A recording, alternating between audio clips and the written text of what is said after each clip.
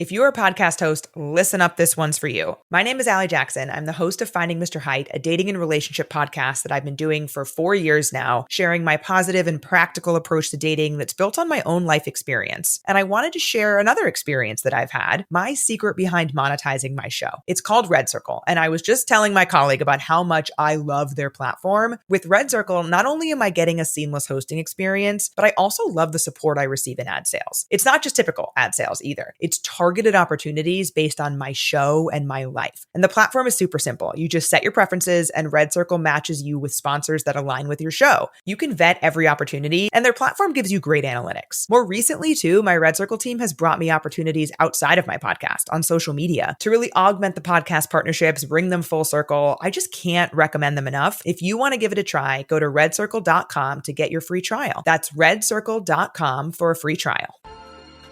Ladies and gentlemen, welcome to another episode of the Rico Report, brought to you by you-know-who's, the Buffalo Fanatics. Y'all see it above my shoulder right here. We're back after a fresh loss to a division enemy, a division foe, the New England freaking Patriots. And I never thought I would say this by saying we lost to the Patriots for a long time. I thought we'd dominate this division for a minute, but looks like we got some competition in the East. And you know what? I'm okay with it. You can't just run away with it. You can't be the old Patriots of the last decade and a little bit. That 17-year drought was a lot, folks. That was a lot. And we took it on the chin. They killed that division.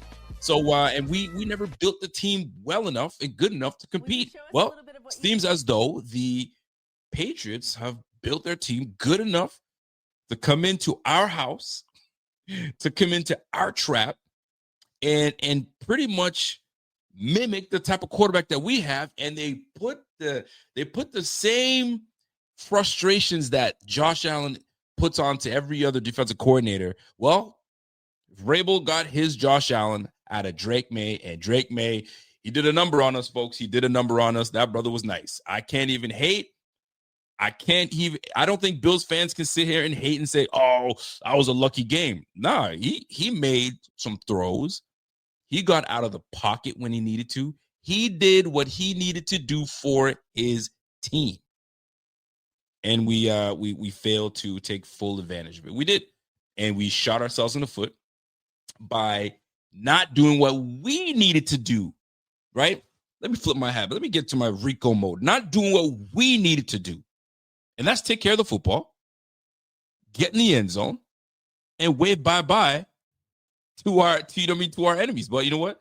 You win some, you lose some. And that's exactly what took place with the Bills this past Sunday Night Football, where we didn't handle business. We did not do what we needed to do. We did not take care of our home, our dirt. And we paid the consequences. So the Bills have now fallen to 4-1. Whew. I'll tell you something. I love doing the post-game shows.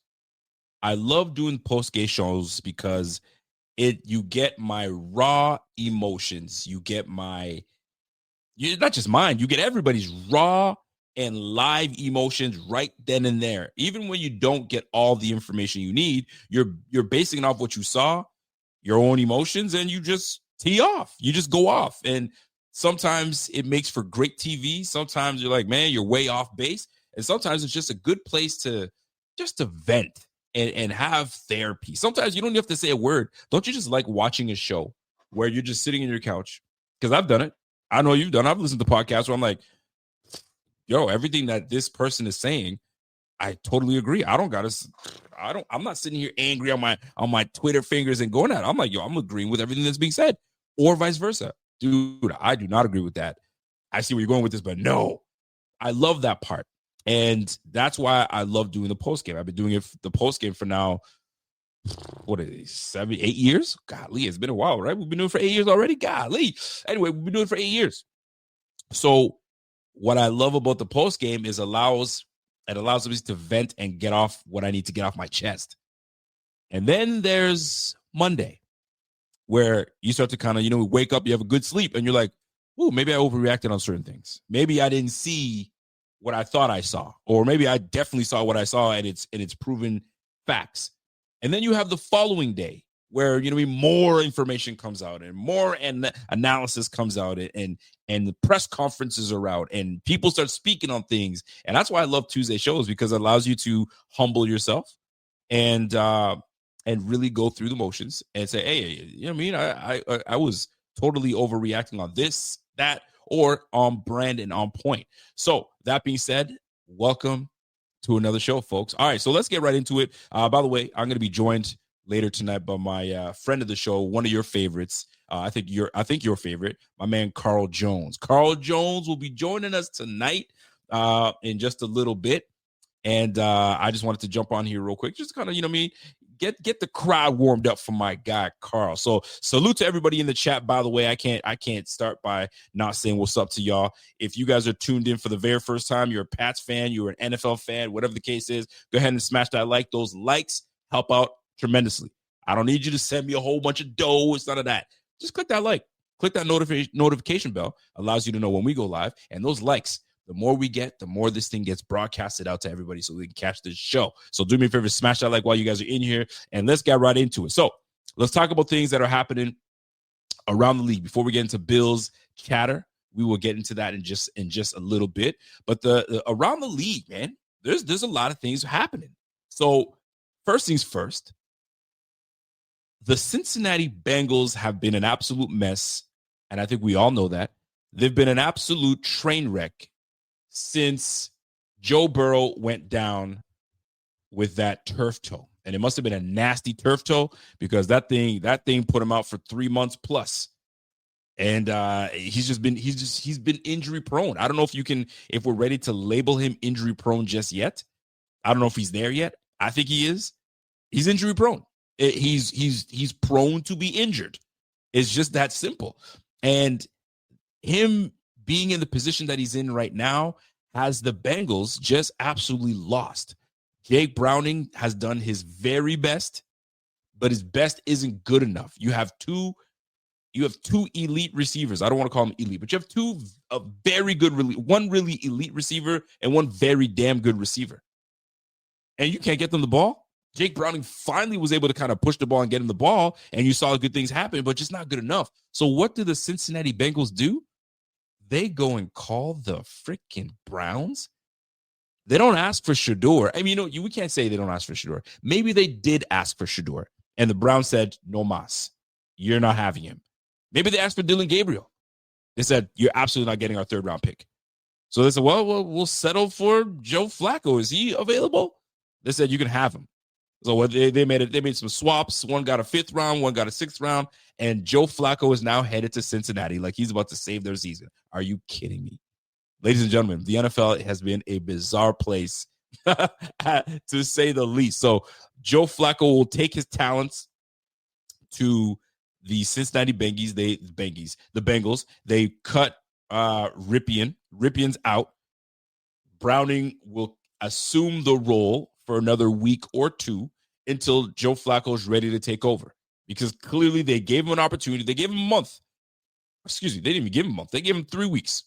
You got 3 weeks to kind of try to, get this thing afloat. Let's see what we got. And they've seen enough. They've seen enough. They said, we're done. We don't need to venture anymore. Our guys are getting frustrated. They need a guy that's going to get them the football. So why would you go and get Joe Flacco? Why Joe Flacco of all people? Right? Wouldn't you go and get a Russell Wilson? Maybe they're done with Russell. Maybe they say, Russell, it ain't gonna happen. Go get Jameis Winston. Jameis Winston is sitting there for the picking. They said, nah, we're not good enough. Or we don't need that. I think they even have Mike White as one of their quarterbacks on the team. And they still were like, nah, we ain't doing that either. We want Flacco. Well, Flacco is going to be at least under center for these guys, I say, within 3 weeks. 3 weeks. I mean, he ain't no Baker Mayfield, because Baker Mayfield had to learn a freaking playbook in 3 nights and was on a field and doing what he needed to do. But Joe Flacco will be the quarterback for the Cincinnati Bengals shortly. I think they're done with Browning, and they've experimented enough, and they said, nah, it's not happening. So kudos to the Browns for at least getting something for Flacco. They get some trade asset. I think they got a 5th round and they gave up a 6th. So they moved up around. So kudos to them. So Flacco will now be a Cincinnati Bengal, and away we go. Kudos to that brother, and we wish him the best out there in Cincinnati land. By the way, shout out to my man Jeff King. What's going on? Shout out to my girl Laura. Shout out to the whole crew. By the way, Patriots fans, hey, listen, this is your time to hoot and have a good time. Hoot and holler all you want, right? Don't you love our new defense? Listen, credit has to be given. I mean, and acknowledged. You paid for your defense, and you're earning every lick of it. You paid for a good corner. Yet interior line has been revamped. You paid a lot of money to revamp that team. You paid a lot of money to revamp that old line, the receiver room. Like you had to. You did what you need to do. You use your draft capital well, and it's paying dividends for you. So big shout out to the Patriots. The Patriots, they look good. Y'all look good. Now, you guys have a inconsistency problem though, because you'll have a good game like the one you just had against the Bills. I'll give it to you. We did shoot ourselves in the foot a lot, but you guys played some great defense. Shout out to Christian Gonzalez. Like that boy, and he nice. That boy nice. But let's see how you do next week. I mean, I think you guys have a very good schedule coming up, so you guys should do well. You guys should stack a couple wins and make it a fight in the AFC East. So the Bills will get their act together. We'll get our act together, and we'll be back on top like we're supposed to be, and then we'll go from there. By the way, shout out to Arrowhead Nation. He's here. Salute to you. All right, so noise around the league. So we got that out of the way. Cincinnati Bengals do their thing. Away you go. Here's another one that I wanted to touch on. Coach Gannon out of the Arizona Cardinals has been fined $100,000 for the incident that happened between him and DeMarcado, the running back for the Cardinals, on the sideline. Fined $100,000. Now, if you guys are living under a rock and are unsure of what has taken place, let me refresh your memory. Just a week ago, I don't know who the player was, but they crossed the goal line and dropped, what am I saying? It's Adonai Mitchell, the receiver from the Indianapolis Colts, 80-yard reception, about to cross the goal line, but it wasn't like he was, I guess you can call it showing off. He was about to raise that ball like Dion, right? Put that ball in the air like Dion. But Butterfingers, I don't know what you want to call it, Butterfingers or tiny little hands, but that ball slipped out of my man's hands and went out of the end zone, which pretty much cost them the game. The Colts lost that game for that. If not, they'd be 5-0 right now. So you think the whole league is put on notice for this? What an idiot! What a bozo! DeMarcado runs 76-yard touchdown. It's right there, and he decides to let the ball go. It didn't slip. He just let the ball go. But guess what? Right before he crossed the goal line, that's a fumble. The point doesn't count. And guess what? That would have put the Cardinals up 28-7, something stupid. They lose that game, ladies and gentlemen. They lose that game because of that act, and obviously because of stupid blunders. But the point I'm trying to make is this. Coach from the Arizona Cardinals walks over to DeMarcado, chews him out as he should, and popped him on the chest and walked off. Everybody's making a scene. Oh, you can't put hands on a player like that. You can't do this. Let me tell you something. I wholeheartedly disagree with everybody talking about that was out of place. Absolutely not. We're grown men in a multi-billion-dollar business. The GM, the owner of this team, pays me to do my job, and my job is to coach this team to W's. And if my player is out of hand and doing bozo stuff, I'm gonna put you in your place. How many times when we were playing sports, or you're playing lacrosse, you're playing hockey, you're playing football, you're playing whatever physical sport that you're playing, and coach was chewing you out or giving you a pep talk and gave you a pat on the chest or a pat on the shoulder or hit you on the head? It wasn't because they want to demean you. No, it's like, wake up. He gave him it's a grown man. Boom. Wake up, man. You're going to fine me $100,000 for that? Bro, this society is getting super soft. Oh, you shouldn't have did that. Oh, that's wrong. There's nothing wrong with that. You got chewed out. And the worst part is, before the coach walks over to him, you got a big lineman holding him and caressing him and saying, it's going to be okay, buddy. It's all right. Man, you're grown. We're all grown here. We're not in high school. We're not in Pop Warner. We're in the NFL. This is the elite of the elite. You all right, little buddy? You cheer up. You cheer up. You're going to be just fine. No. Gannon came in and said, no, you're not fine. You know better than that. Hold on to the football. And we lost the game. Come on, man. We have gotten so soft, so weak. We can't take no criticism. We can't take a little pop. Bro, this era of football, you got Jackson Dart getting just creamed. Clean hit, nothing to the helmet, no, nothing. Flag. What do you hit him too hard? Is that what happened? Bro, what is happening? Everywhere I look, everybody's whining and crying. Bro, I'll tell you right now, when I watch my girls play, and it's not even sports, it's life in general. Bro, ain't nobody gonna care about your feelings anywhere. So I try to get these guys toughened up right now. That's why I'm an 80s. I was born in the 80s, bro. I think we have one of those. We're the last era of being tough. You know what I'm saying? We're the last era of understanding, like, yo, tough luck. Grow up. You'll be all right. You know what I'm saying? You gonna live? People get shot every day, B. People get shot every day, B. You be all right. You cool? Bro, you get to the 90s, you get to the 2000s, bro, it's over with. Y'all are soft. Y'all cooked. You guys are cooked. 80s, that's when the last of the eras of the tough people that, that no toughness. The rest of y'all, man, soft, man. So, the fact that coach has to pay $100,000 for that, bro, tripping. Anyway, born in 84, by the way. Shout out to you in this chat if you're born in 89 and below. Okay? 89 and below. Sorry if you're in the 90s, bro. You're cooked, bro. You're done. 89 and below, you good with me. You are good with me. So shout out to you if you guys are born. And you let me know. Drop your age. Drop the year of your birth right in the chat so we get this thing going. So anyway, Gannon gets fined $100,000. That's weak. I didn't like it. It's terrible. Anyway, my man Jeff King says, thank you. My coaches and gym teachers had no problem jacking any one of us up. And you better hope you didn't go home and cry to dad because dad wasn't having it. And you know what? Kitty cats not apply. Kitty cats need not apply. I'm telling you right now, it ain't going to work. You go home, and I tell you right now, if I'm the coach and I popped your son, I'm calling your dad like, yo, by the way, I gave your son a pop just to kind of wake him up a little bit. So if he comes home a little bruised up, just know that I did it. You got a coach. What you sniffling for? What you crying for? Coach hit me. I heard about it. Why'd he do that? Boy, please, man, get out of here with that. Yo, we getting too soft, man. We getting too soft. We need to toughen up. We need to toughen up, man. 1975. I love it, man. We got an 81 baby in here. I got any 84s in here?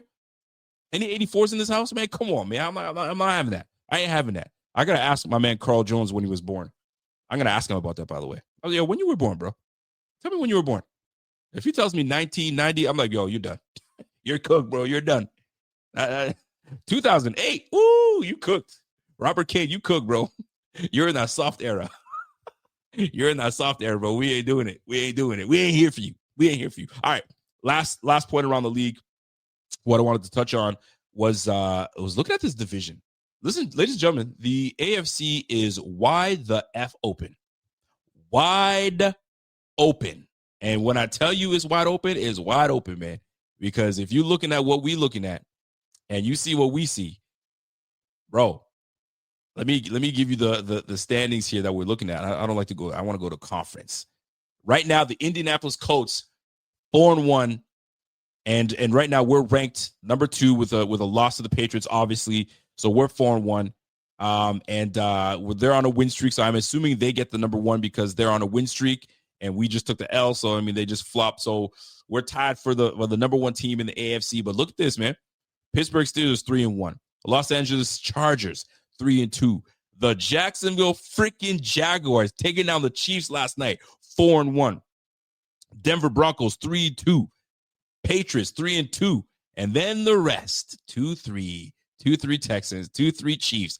Look at this. The Raiders, Ravens, Dolphins, Browns, Titans, all one-win teams. And then you got the lowly Jets at the bottom. I feel bad for the Jets. I really do. They're not as bad as they are, but they just can't put things together, man. That week one looked really good. Everybody was like, oh, watch out for these Jets.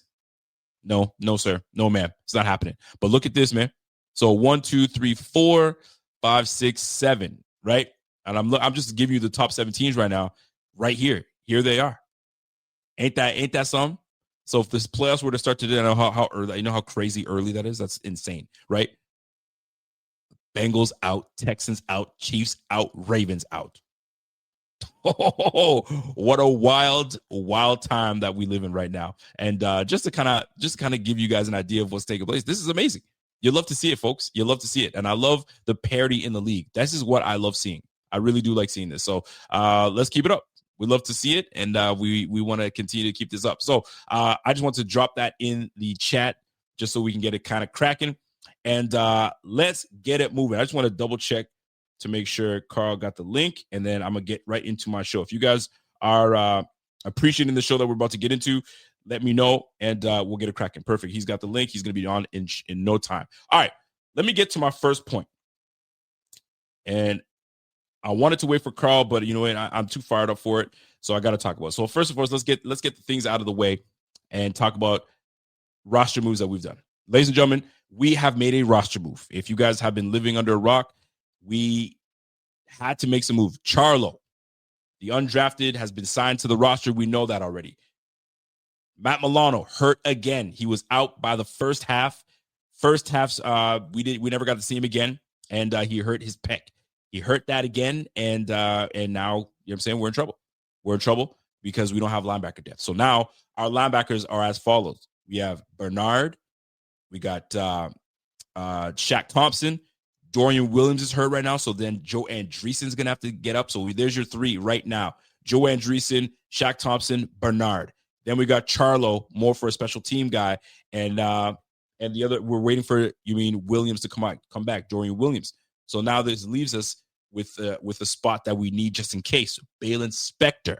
We have brought back Mr. Balin Spector to the Bills. The guy that we cut early in the offseason would say, yo, we got no room for you. You're out of here. And then here come the Bills doing what Bills do, bringing back familiar faces. I saw somewhere on Twitter that said, you know what? Instead of calling it the practice squad, just call it the alumni squad. You know what I'm saying? And we're just bringing people back that we love. Yeah, I mean, everybody gets an opportunity. Hey, Amari Cooper, you ready to come back, baby? Hey, Isaiah McKenzie, Lil Dirty, you ready to come back? Yo, we ain't looking anywhere else. We're looking at dudes that have come. We're looking at, you name it. Name an ex-Bill the last 2 to 3 years. We could call them back. I wouldn't be surprised to say, hey, Micah Hyde, I got room for you, bro. You ready to come back? Because look at the way the safety room looked. I don't know. We might need you back. This is what it's looking like, folks. Now, am I mad at it? No. Do you need the depth? Yes. Are we hurting at linebacker? Absolutely. Most folks are saying, hey, but we're hurting at the DB room. We're hurting over here. Right now, our linebacker room is kind of dicey right now. So they had no choice but to have someone that knows the system. You know the drill. They need to know the system. They need to know the culture, and at least a guy that's available right now, ready to go. So that's where we're sitting at the moment, and we go from there. So that being said, here we are live at it. And Balin Spector returns to the squad just for depth. Special teams, if anything, if he does get activated to the squad, you never know if he does or not. But that's what we get from there. All right. And then we go from there. So welcome back, Balin Spector. And we'll go from there. Now, let's talk about some things that were revealed this week. All right. I think you guys are well aware. You guys are a pretty smart group.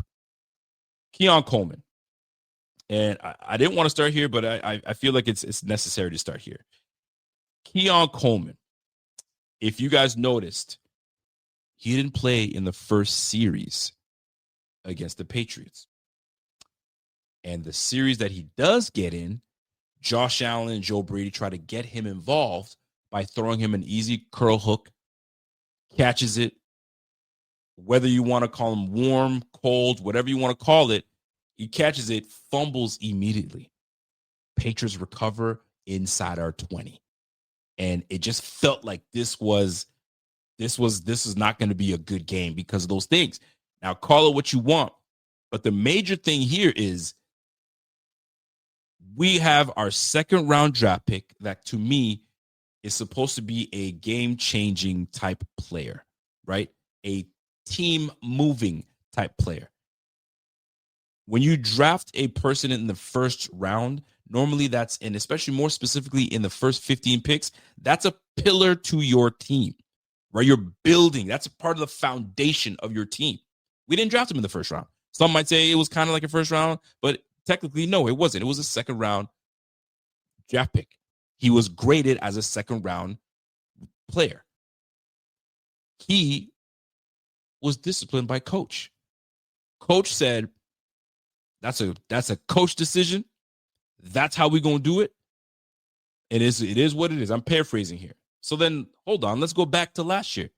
There was a moment that this guy had to miss a whole quarter because of what I think he was late for a meeting or something silly. So here's a second situation where Keon Coleman, one of the guys that's supposed to be leading this receiving corps, is either late for team meetings or not being prepared or late for practice. Who knows what the reasons are? Nobody's really disclosed it. I assume it's meetings, something to do with meetings. Bro, we're too grown for this. Like, this is your profession now.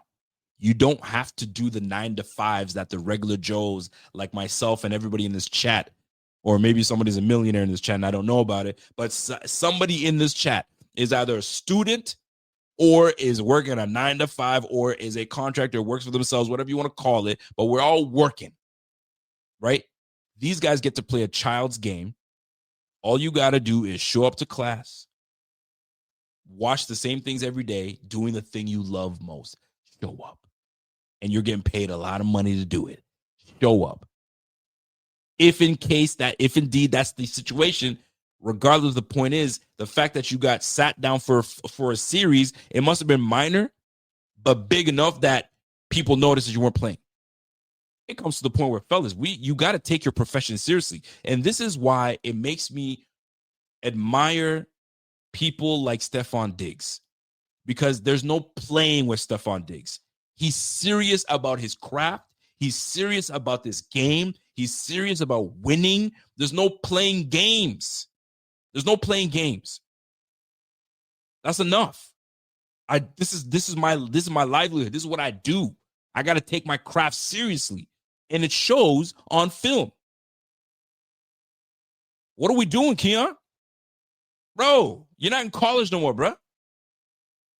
And it might be a silly reason. The point is, you gave your coach a reason to sit your ass. We ain't got no time for that. So McDermott, you know what I mean, exercising his head coaching powers to say, hey, no, it's unacceptable. Whatever it is that he was doing, what the coach was saying, he needs to mature. Although he's matured, he's gotten better, but we need consistency. You can't be showing me you grown and you about that life and you about this team, and then you do some instances that don't show that. Show me your fruits. You feel me? Show me your fruits, man. Show me what you're about. You're inconsistent. So when you have stuff like this, it permeates and it bleeds onto the field. It bleeds into your chemistry with your quarterback. There's a couple, jump balls that you should have no business having a 5'8" corner, you know what I'm saying, locking you up, and you can't go up and get that. Granted, the ball could be a little better, but use your size, my G, which I'm going to get into afterwards because I got things to say, man. I got things to say. So understanding that coach, that's his squad, that's his team, and he understands that, bro, there is a standard that we are supposed to hold here, and I need you to adhere to that, and I need you to be here. Simple as that. You didn't show up? All right, then you're going to sit. It's as simple as that. Oh, coach, I was here, but I don't want to hear it. I want to hear. I used to have a coach that told me, if you're 5 minutes, what was it? I know he took it from somewhere else. I'm paraphrasing here. If you're 5 minutes early, you're late. Or if you're 5 minutes early, you're late, or something stupid like that. You know what I'm saying? Meaning get here way earlier. You know what I'm saying? Like just getting there. I think it was, if you're on time, you're late. That's what he used to say. Bro, if you're just making it on time, you're late. And I used to be like, what are you talking about? You're just making it here? You're late, bro. I need somebody that's ready to go, that's there early. That means they understand the craft. They understand how important it is. So get that crap out of your system now, Mr. Keon, because we're going to need you, bro. At one point or another, we're going to need you to elevate. And that's within the classroom, on the team, and elevate onto the field.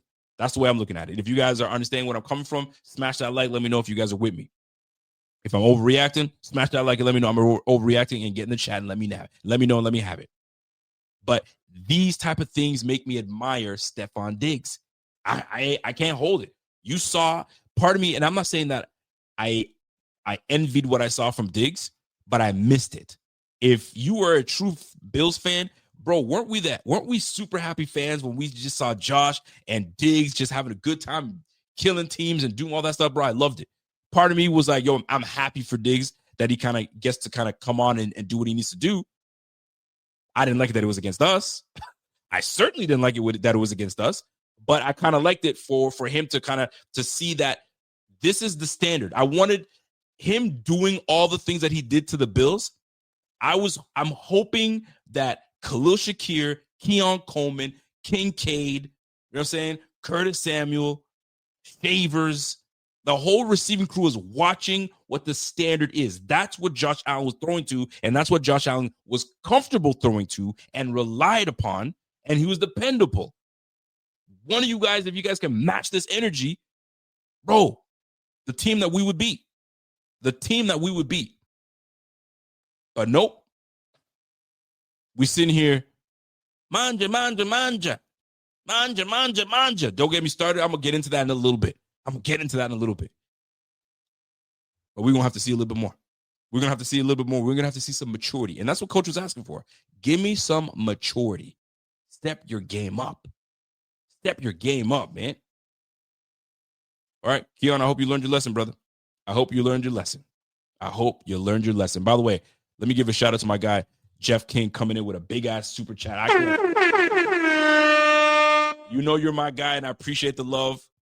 And every penny that usually goes to this channel, it goes right back in this channel. And I know that you guys work hard for your dollars, and I appreciate that. That's love for my guy, Jeff King. Jeff King comes in, says, I love the individuals who come here defending everyone, from coach to player. That tells me how new you are to the pain that comes with being a Bills fan. Wake up and grow up. You apparently missed the 4 Super Bowls we lost. Everybody is accountable. Woo! Jeff King ain't having it, because there's probably someone in the chat saying, hey, slow down, man. You take it easy on Keon or whoever you're defending. I don't know, right? But I know my man Jeff King is always in the trenches talking. I love it. Appreciate you, but it's true.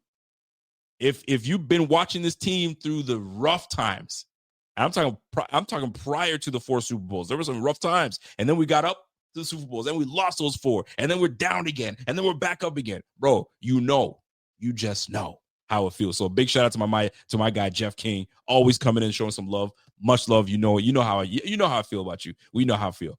All right, you got to take your time, brother. So here's the deal. While I do my thing, and while I love this team, you guys know me well enough now that I call it what it is. Sometimes I'm way off, and if I catch myself being way off, I correct myself and say, yo, I own that one. So here we go. Let's get into it. This past game, coach mentioned something, and it's something that I think we've at least muttered once or twice. Coach talked about something, and he mentioned being too cute. I certainly know he is not talking about this defense, or maybe he is, because he knows his defense enough. But too cute? How many times have we said, man, what's Joe Brady trying to be too cute for? Man, he acted too cute. What's all that jet sweep and flicker this and screen there, and man, you being too cute. Man, you cute, boy. You soft, you sweet. Feels like that's what he's talking about. And I love the fact that he said it right on there. Yo, sometimes we're being too cute, man. Who you think you're talking about? Joe Brady. So what does that mean? Is he saying, hey, man, do the things that that gets the job done. Stop trying to be, you know what I'm saying? Don't try to get out of where our identity is. Get back to the basics. You know that's McDermott. Get back to the fundamentals. That's McDermott. And Joe Brady chain out and everything. He's like, hold on, I don't do the fundamentals, baby. I get cute sometimes. Sometimes I like to kind of let me do something a little different. McDermott's like, I'm the head coach here. Get back to the fundamentals. Let's do what we do. Power run. You know, do what we need to do. That's the way I look at it. But someone that I respect dearly might have a different opinion. So he knows what I need from him to let me know that he's ready to go. Hey, ladies and gentlemen, my guy, Carl Jones. Carl Jones, what's happening, baby? Man, I'm glad to be back. It's been a minute, but it's good to be back on the Rico Report, my boy. Listen. We got things to talk about because I value your opinion. So I don't want to go too far because I wanted to touch on things, but I wanted to wait and get your opinion on some things. But I do want to get your thoughts on coach from the Arizona Cardinals getting fined $100,000 for popping his player on the chest. Bow. Say, hey, you know better than that. Now I'm paraphrasing. He probably said something else, but I'm sure there was some choice words. Have you ever, in your time playing football, where you may have done something uncharacteristic and you messed up on a play and your position coach, your head coach came to you and said, hey, man, you better than that. Boom. Or a smack on the shoulder pads or a smack on the helmet and he walked off. Maybe it was a little hard. Have you ever had that? Not past high school. Nobody ever touched me in college. No, I think that once I got to college, it was more like of a chest bump type of deal, like more of a but once we start, like, even if it was like a little hit, like, you also don't know, like, these other men and like what is and isn't acceptable to some people. Not everyone is raised the same way. Not everyone, is cool with that. Now, in high school and below, for sure, I done had dudes, coaches slap me upside my head, shoulder pads, grab face masks, all type of jazz. But I know, and I'm not going to air anybody out publicly, I had some teammates where if you pop them in the chest, it's going to be some fireworks for sure. Bet. I got two questions for you. A, was coach out of pocket and out of line? B, what year were you born?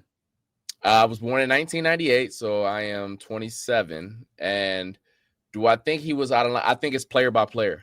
I truly do.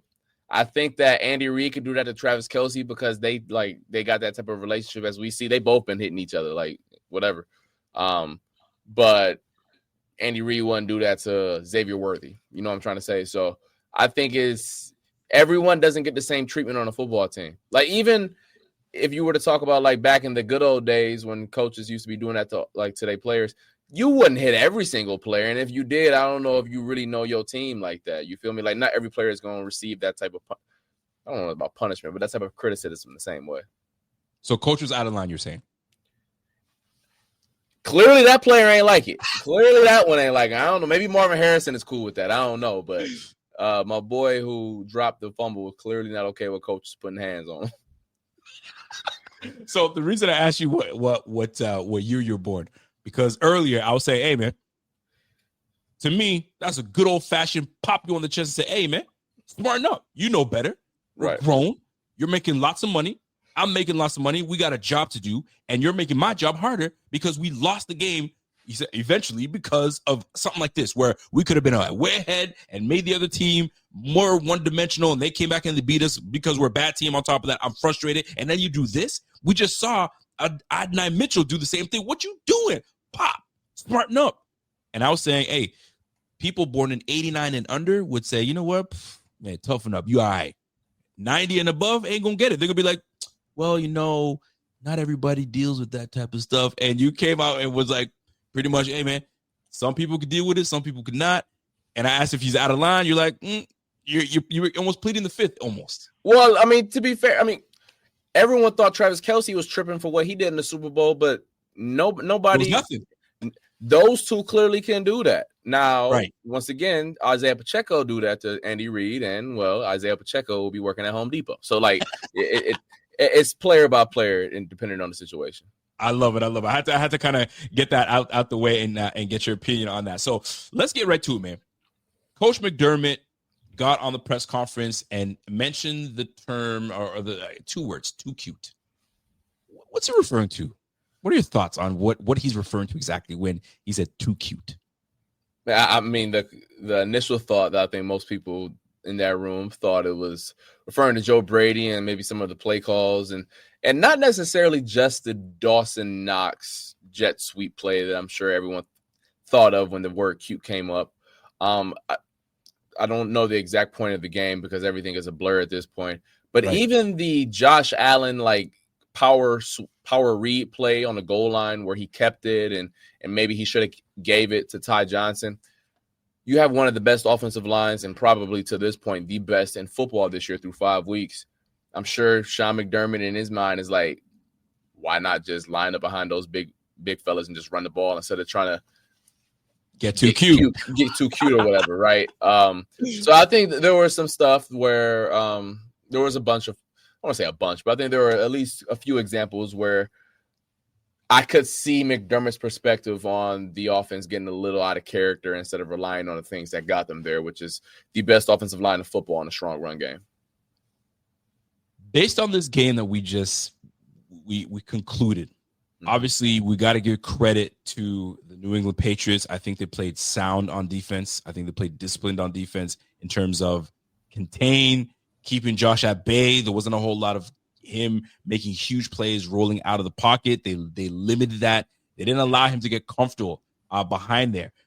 What did the Patriots do so well, or what was it that just gave the offense some fits and gave them some challenges? I would say two things. The first of which is that they competed in the run game defensively. I think that was the best run. The Patriots have one of the best run defenses in football, yes, and it bared out.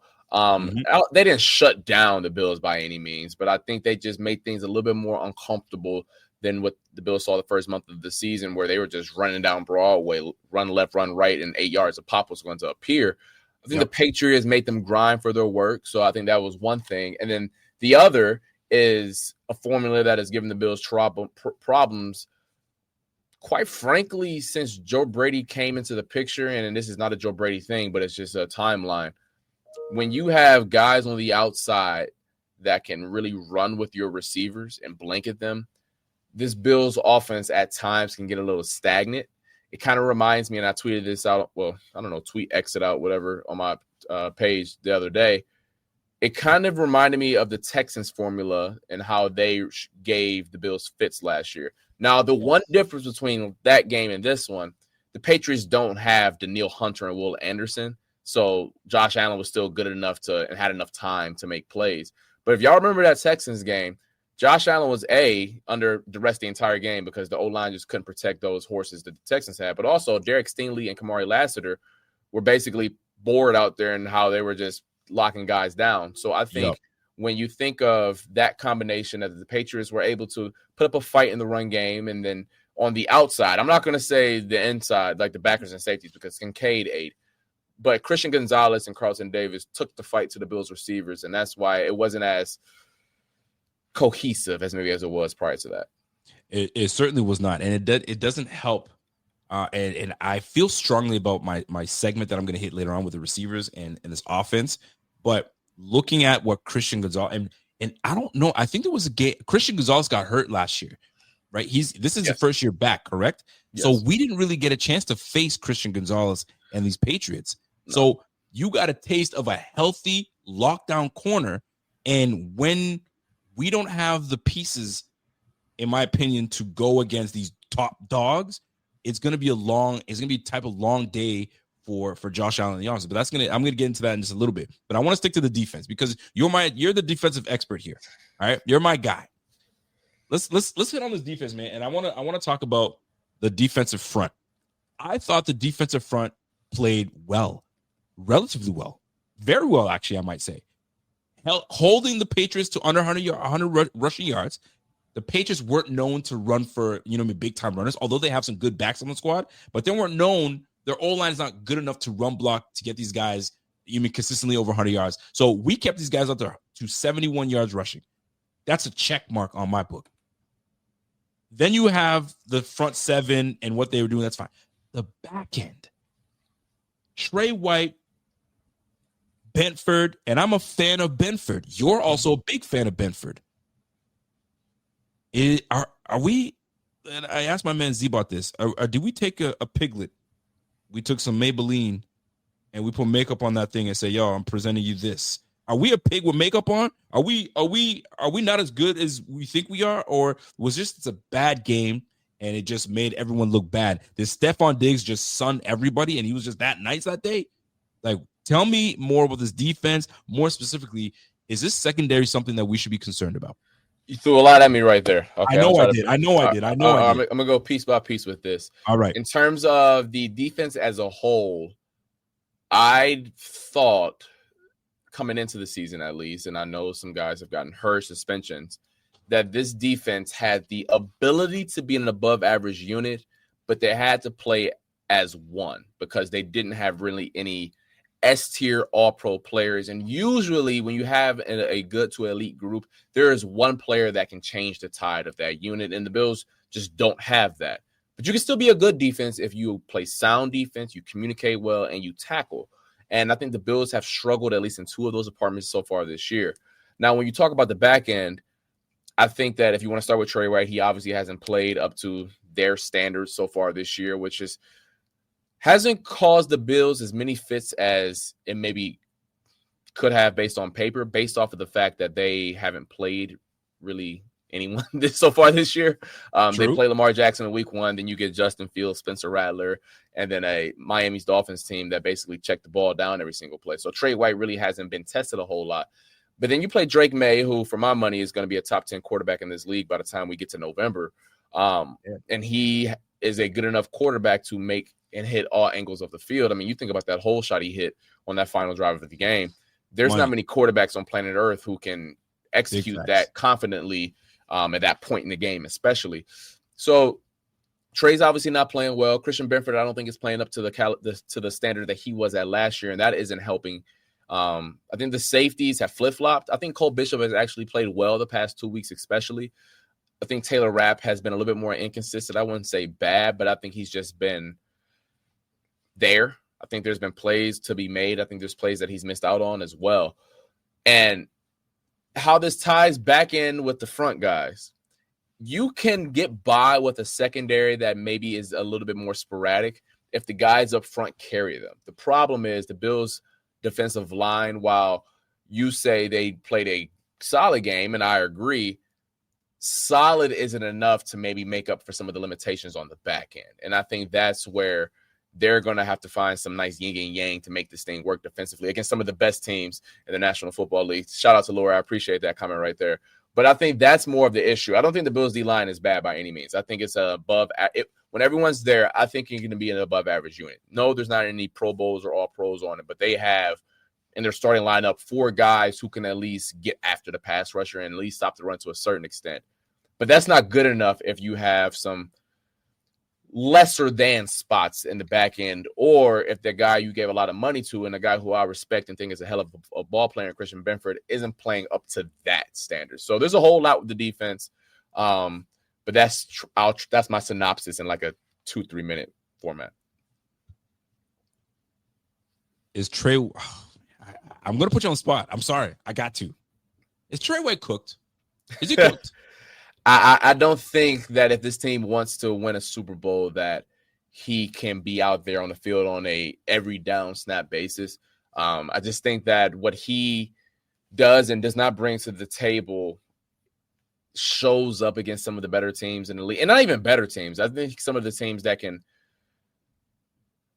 I don't think the Patriots are great, but I think Drake May is, and I think because of his ability to hit every angle of the field and his ability to make plays like that hurts. Spencer Rattler is a good example here. When the Saints or Justin Fields or Tua Tagovailoa rolling into town, those quarterbacks aren't making that play that Drake May did when Stephon Diggs rolled out on a scramble drill and hit him down the right sideline. Those 3 quarterbacks can't do that. And you're right. Whoever's in the chat right now talking about some, well, yeah, Drake May's that good. Not a lot of quarterbacks can. You're right. The problem is the Buffalo Bills aren't held to a standard of the wild card or the divisional round. This team has Super Bowl aspirations as they should. So you are going to have to play Drake May caliber and better players if you want to hoist a Lombardi trophy. So to answer your question, yes, I think that his best days in terms of being an every down player probably behind him. But I don't think this was their plan coming into the season. I think they just wanted to throw a bunch of competition in that room and let the best man win. The problem is that competition fell off because of injury. Maybe Dane Jackson wasn't what they thought he was. Dorian Strong gets hurt. So it was kind of by default that Trey White is his every down player, and they're stuck between a rock and a hard place at the moment. I saw a PFF grade for Christian Benford at below 50 grade. Yeah. I'm not a mathematician. I know 100 is excellent. That's perfect. And I know 0 is god awful. 50, you're right on the mark. He was below that. Yeah. What's going on with my man Christian Benford this year? I don't see the guy that I saw last year. Now, maybe he was playing for that big contract. Who knows? Even though he had a year left on it, and it's another point, but I just haven't seen it. Playing corner, you've done it, and this is why I'm asking you, because I'm a fan of Benford. He's one of my favorite players on the squad. Just hasn't played up to the part. Does that have a lot to do with the talent around him? Meaning, who his safety is, right? Who his counterpart on the other side? Is he making up for it? But I'm on the other side. Is he playing within this? Is he playing just within the scheme? And that's what it is. I mean, we're paying him that much, and I know I'm throwing a lot at you. Yeah. If Diggs is killing me, hey man, scrap all this, man. Man to man, take this man and do it by yourself. But I just haven't seen the money that we paid him. We're not getting the dividends. What's going on? Is it a combination of things, or it's just not his year right now? You know me, it's a whole bunch of stuff. I'll start with the Diggs part. The Diggs part. The Patriots and Josh McDaniels, as any Bills fan knows, maybe he's not a head coach, but he's a brilliant offensive mind. You don't win as many Super Bowls as he did, even with a Tom Brady, you aren't smart. And a combination between him and Drake May is going to be phenomenal. Not to go on a tangent, but the fact that if Mike Vrabel's the head coach, I don't think Josh McDaniels ever getting another head coaching job. That's going to be a fun duo to watch. Maybe not for y'all, but it'll be a fun duo to watch as they progress. That's my sidebar. Now, so that's why it was really difficult to just shadow Stephon Diggs. He was in a slot, lining up all over the place. They did a good job moving him around.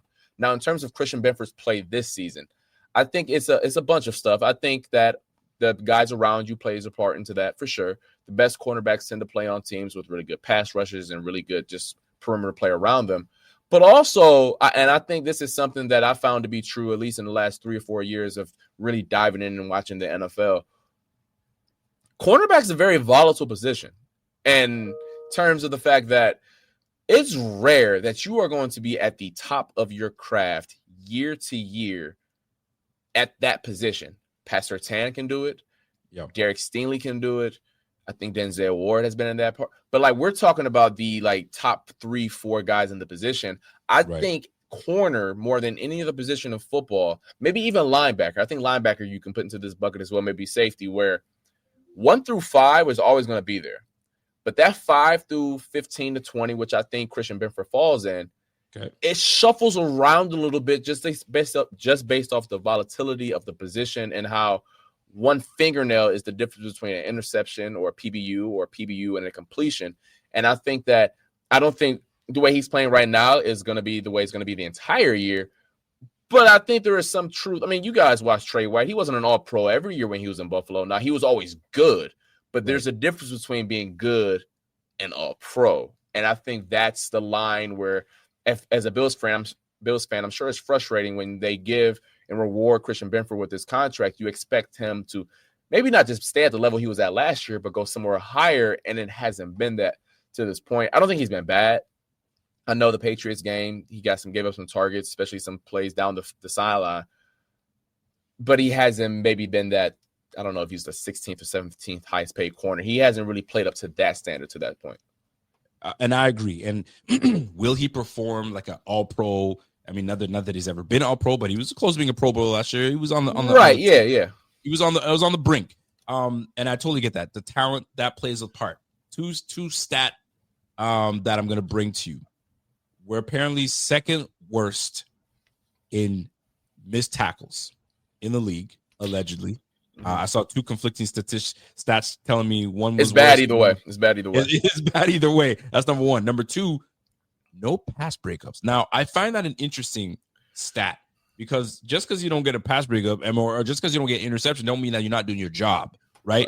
Dion may not have gotten any pass breakups, but ain't nobody throwing my way, so I don't got to pass break anything. So, but the fact that we are bottom of the league or really low on pass breakups this year, what's that telling us? Are we playing off? We're playing too much zone. Are we playing shook? Are we not manning up on these boys? Are we not opportunistic? What plays a part? And this is a convoluted question, but I mean, I'm hoping that you can kind of give me some insight here. No, I've been thinking about this the past couple of days because I've seen that same statistic, and I think it's twofold. The Bills haven't played a bunch of drop back passing teams so far this year. When you think about the New York Jets and the Dolphins, and I know the Dolphins passed the ball, but y'all watched the same game I did. They barely tried to throw the ball past the line of scrimmage. It's a great point. The Saints, the Ravens didn't need to pass the ball for obvious reasons. And then the Patriots, I think, while they did throw the ball all over the yard, it wasn't necessarily just drop back, let Drake May cook type of deal. They was moving them, play action, all type of jazz. So it's hard to get pass breakups when it's a bunch of play action shots and quick rollouts and things of that nature.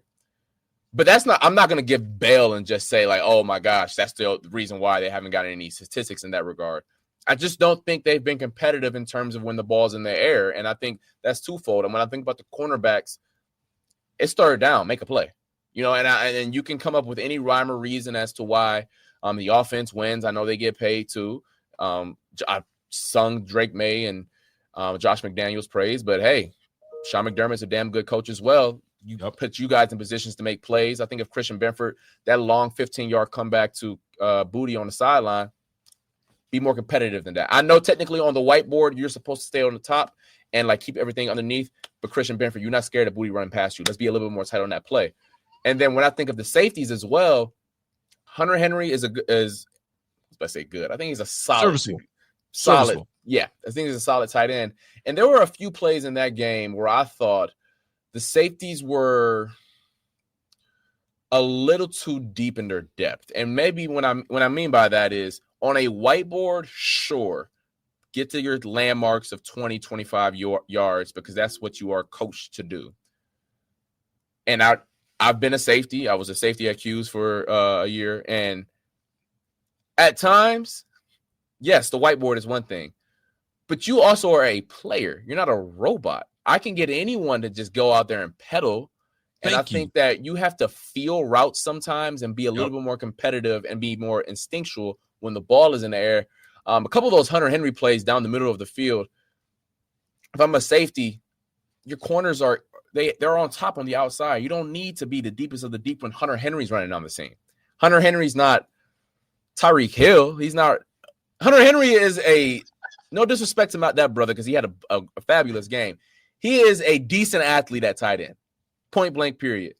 And if you are Cole Bishop and as well as Taylor Rapp, you should be more comfortable in your facilities to where, yes, you'll be on top of it, but like that back foot better be ready to hit that ground as fast as you can when that ball's in the air. So I think it's twofold. Yes, they haven't played a bunch of good passing games, but I think they can be a little bit more competitive when the ball's in the air. Listen, we're going up against, and people they're probably going to chuckle at this, but Drake London can play. No, yeah, he's a baller. He's a baller. Kyle Pitts, I know people want to chuckle. You mess around and he'll get you. He's athletic. And if we ain't on top of that, we got Bernard and Shaq Thompson, and you get this brother in space, it can be problematic. Darnell Mooney, if he gets healthy, that's a lot to deal with. So this passive defense that we've been playing, and you might as well bring Kyrie Elam back because this is what it's reminding me of just being overly passive and not really aggressive. Like you said, stick your foot in the ground and get after it. Third down, make a play. Right. So, which brings me to this one. Hairston is a different type of corner. His speed allows him to you know what I mean? To not play the whiteboard as much. You can not play the whiteboard. That's the best way I can say. Not play the whiteboard. Go play football. Right. Go play football. I'm gonna just play within the X and O's and be where I'm supposed to be, and hopefully we do that, bro. Be a player. Right. Be the guy that we need you to be. So Max Hairston coming back, I'm hoping that he gives us a bit of a buzz whenever he decides to come back. I think that could kind of change the dynamic. Maybe it heightens the skill level of Benford and everybody else. But I had to bring that up because I see what the Drake May did to us. And granted, he's a good player and he's going to be, like you said, a top 10 player in this game at one point. But fam, we could have done way better. Yeah. Better shutting them down.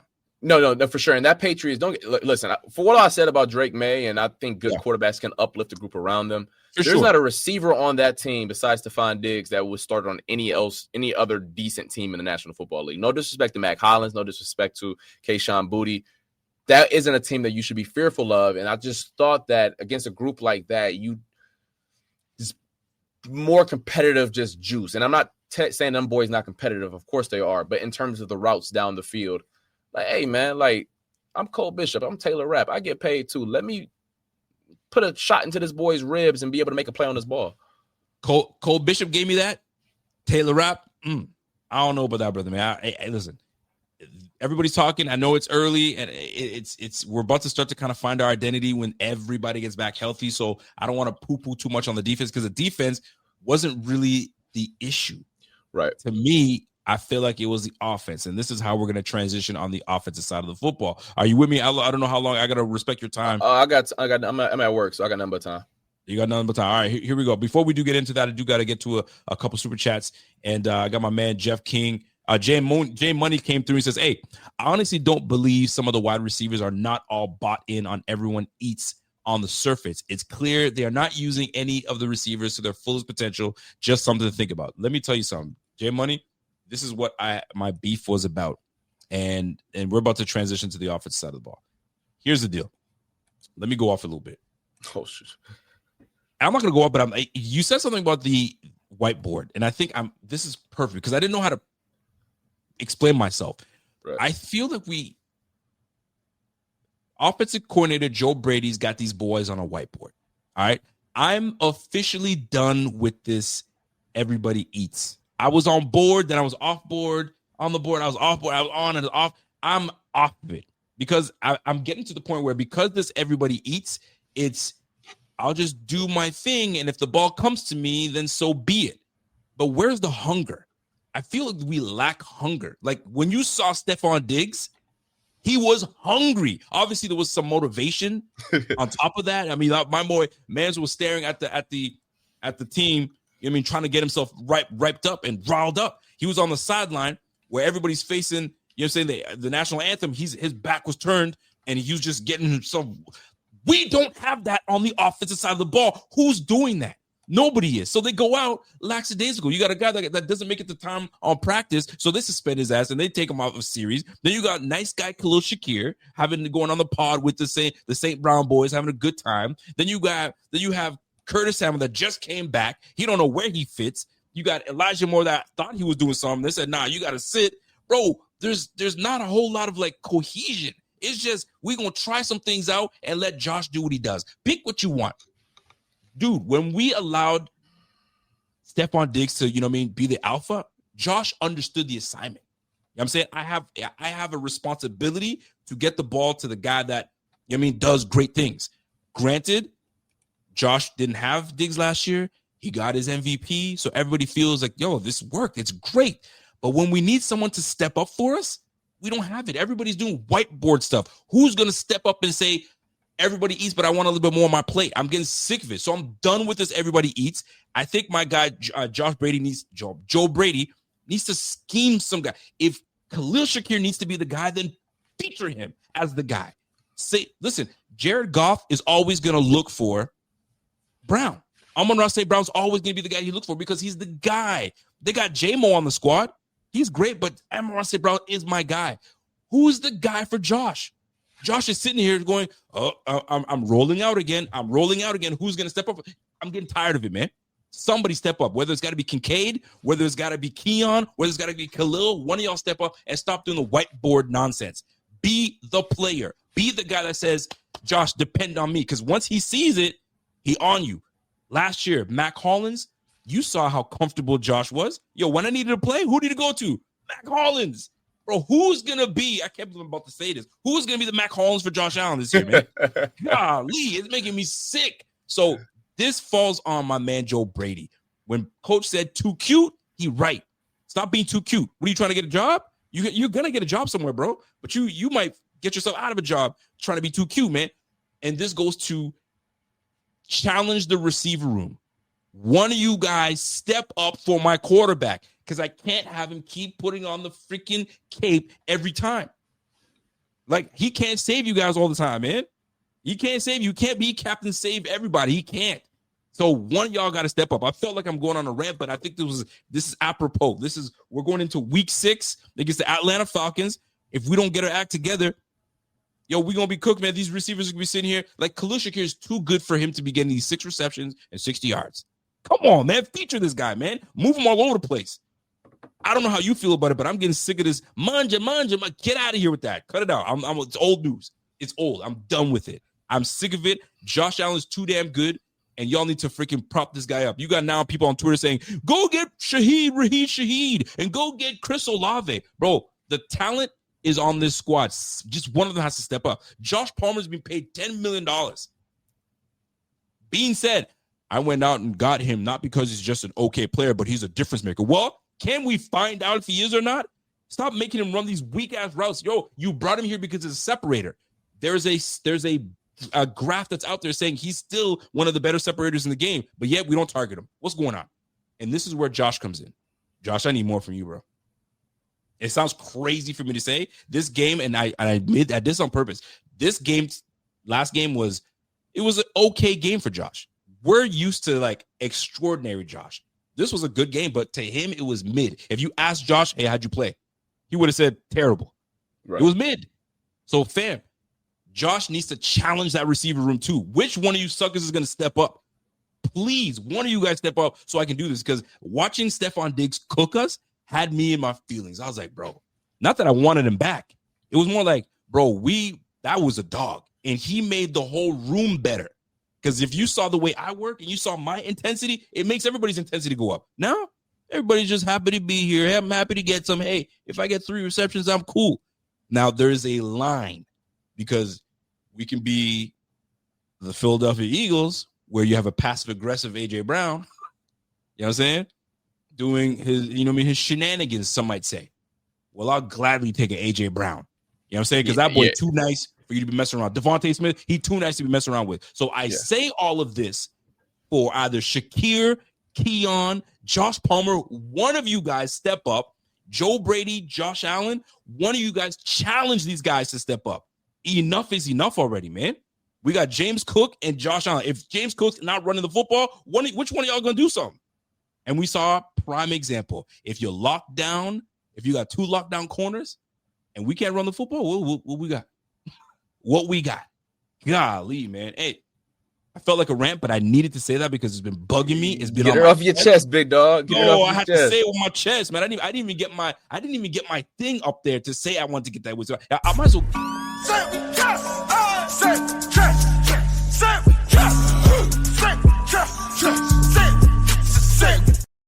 I said it with my chest. You guys already know what time it is. So what say you when you're looking at this, and we were switching into the offensive side of the ball, when you're looking at this offense and you see such potential, but we're not fulfilling the potential. There's too much money just sitting here doing BSing around. So when you look at this offense, you look at Josh, you look at Joe Brady, and you saw what the product was on the field last week, and you touched on it with having good corners. What are you assessing? This receiver room, more specifically, because I know I throw a lot at you. This receiver room, are they enough? I guess the best way I can put it. Are they enough? Yes, but I don't think the bar, the threshold is like substantial. I think it is just enough. But like some things will have to break your way. When you have a quarterback that is good as I think Josh Allen is, and Buffalo Fanatics, what's going on? This is Pierre the Kingpin, and I wanted to talk to you today about Cigars International, which is the ultimate destination for premium homemade cigars. Known as the industry leader, Cigars International offers the largest selection, unbeatable prices, and a customer service experience that's second to none. Whether you're new to cigars or a seasoned vet, Cigars International makes enjoying cigars easy, approachable, and fun. Cigars International is the go-to retailer for all things cigars, with the biggest selection of premium homemade cigars available anywhere. Cigars International offers unbeatable deals and discounts, making it easy to stock up on your favorite or try something new without breaking the bank. With fast free shipping and their 100% satisfaction guarantee, you can shop with confidence knowing that Cigars International stands behind every order. They have good relationship with vendors that helps provide great low prices. Whether you're new to cigars or a seasoned pro, Cigars International makes it easy to find the right cigar with helpful guides, staff reviews, and expert advice. It's not just about cigars. Cigars International also offers a wide range of accessories and more to elevate your smoking experience. Check out the great deals every day at cigarsinternational.com. That's cigars, CIGARS, international.com. Use code FANATICS at checkout for 20% off your order of $50 or more, plus free shipping. Or visit www.cigarsinternational.com/fanatics, and the discount will automatically apply. Again, use code FANATICS at checkout for 20% off your order of $50 or more, plus free shipping. Or visit www.cigarsinternational.com/fanatics, and the discount will automatically apply. If you're a maintenance supervisor at a manufacturing facility and your machinery isn't working right, Grainger knows you need to understand what's wrong as soon as possible. So when a conveyor motor falters, Grainger offers diagnostic tools like calibration kits and multimeters to help you identify and fix the problem. With Grainger, you can be confident you have everything you need to keep your facility running smoothly. Call 1-800-GRAINGER, click Grainger.com, or just stop by. Grainger, for the ones who get it done.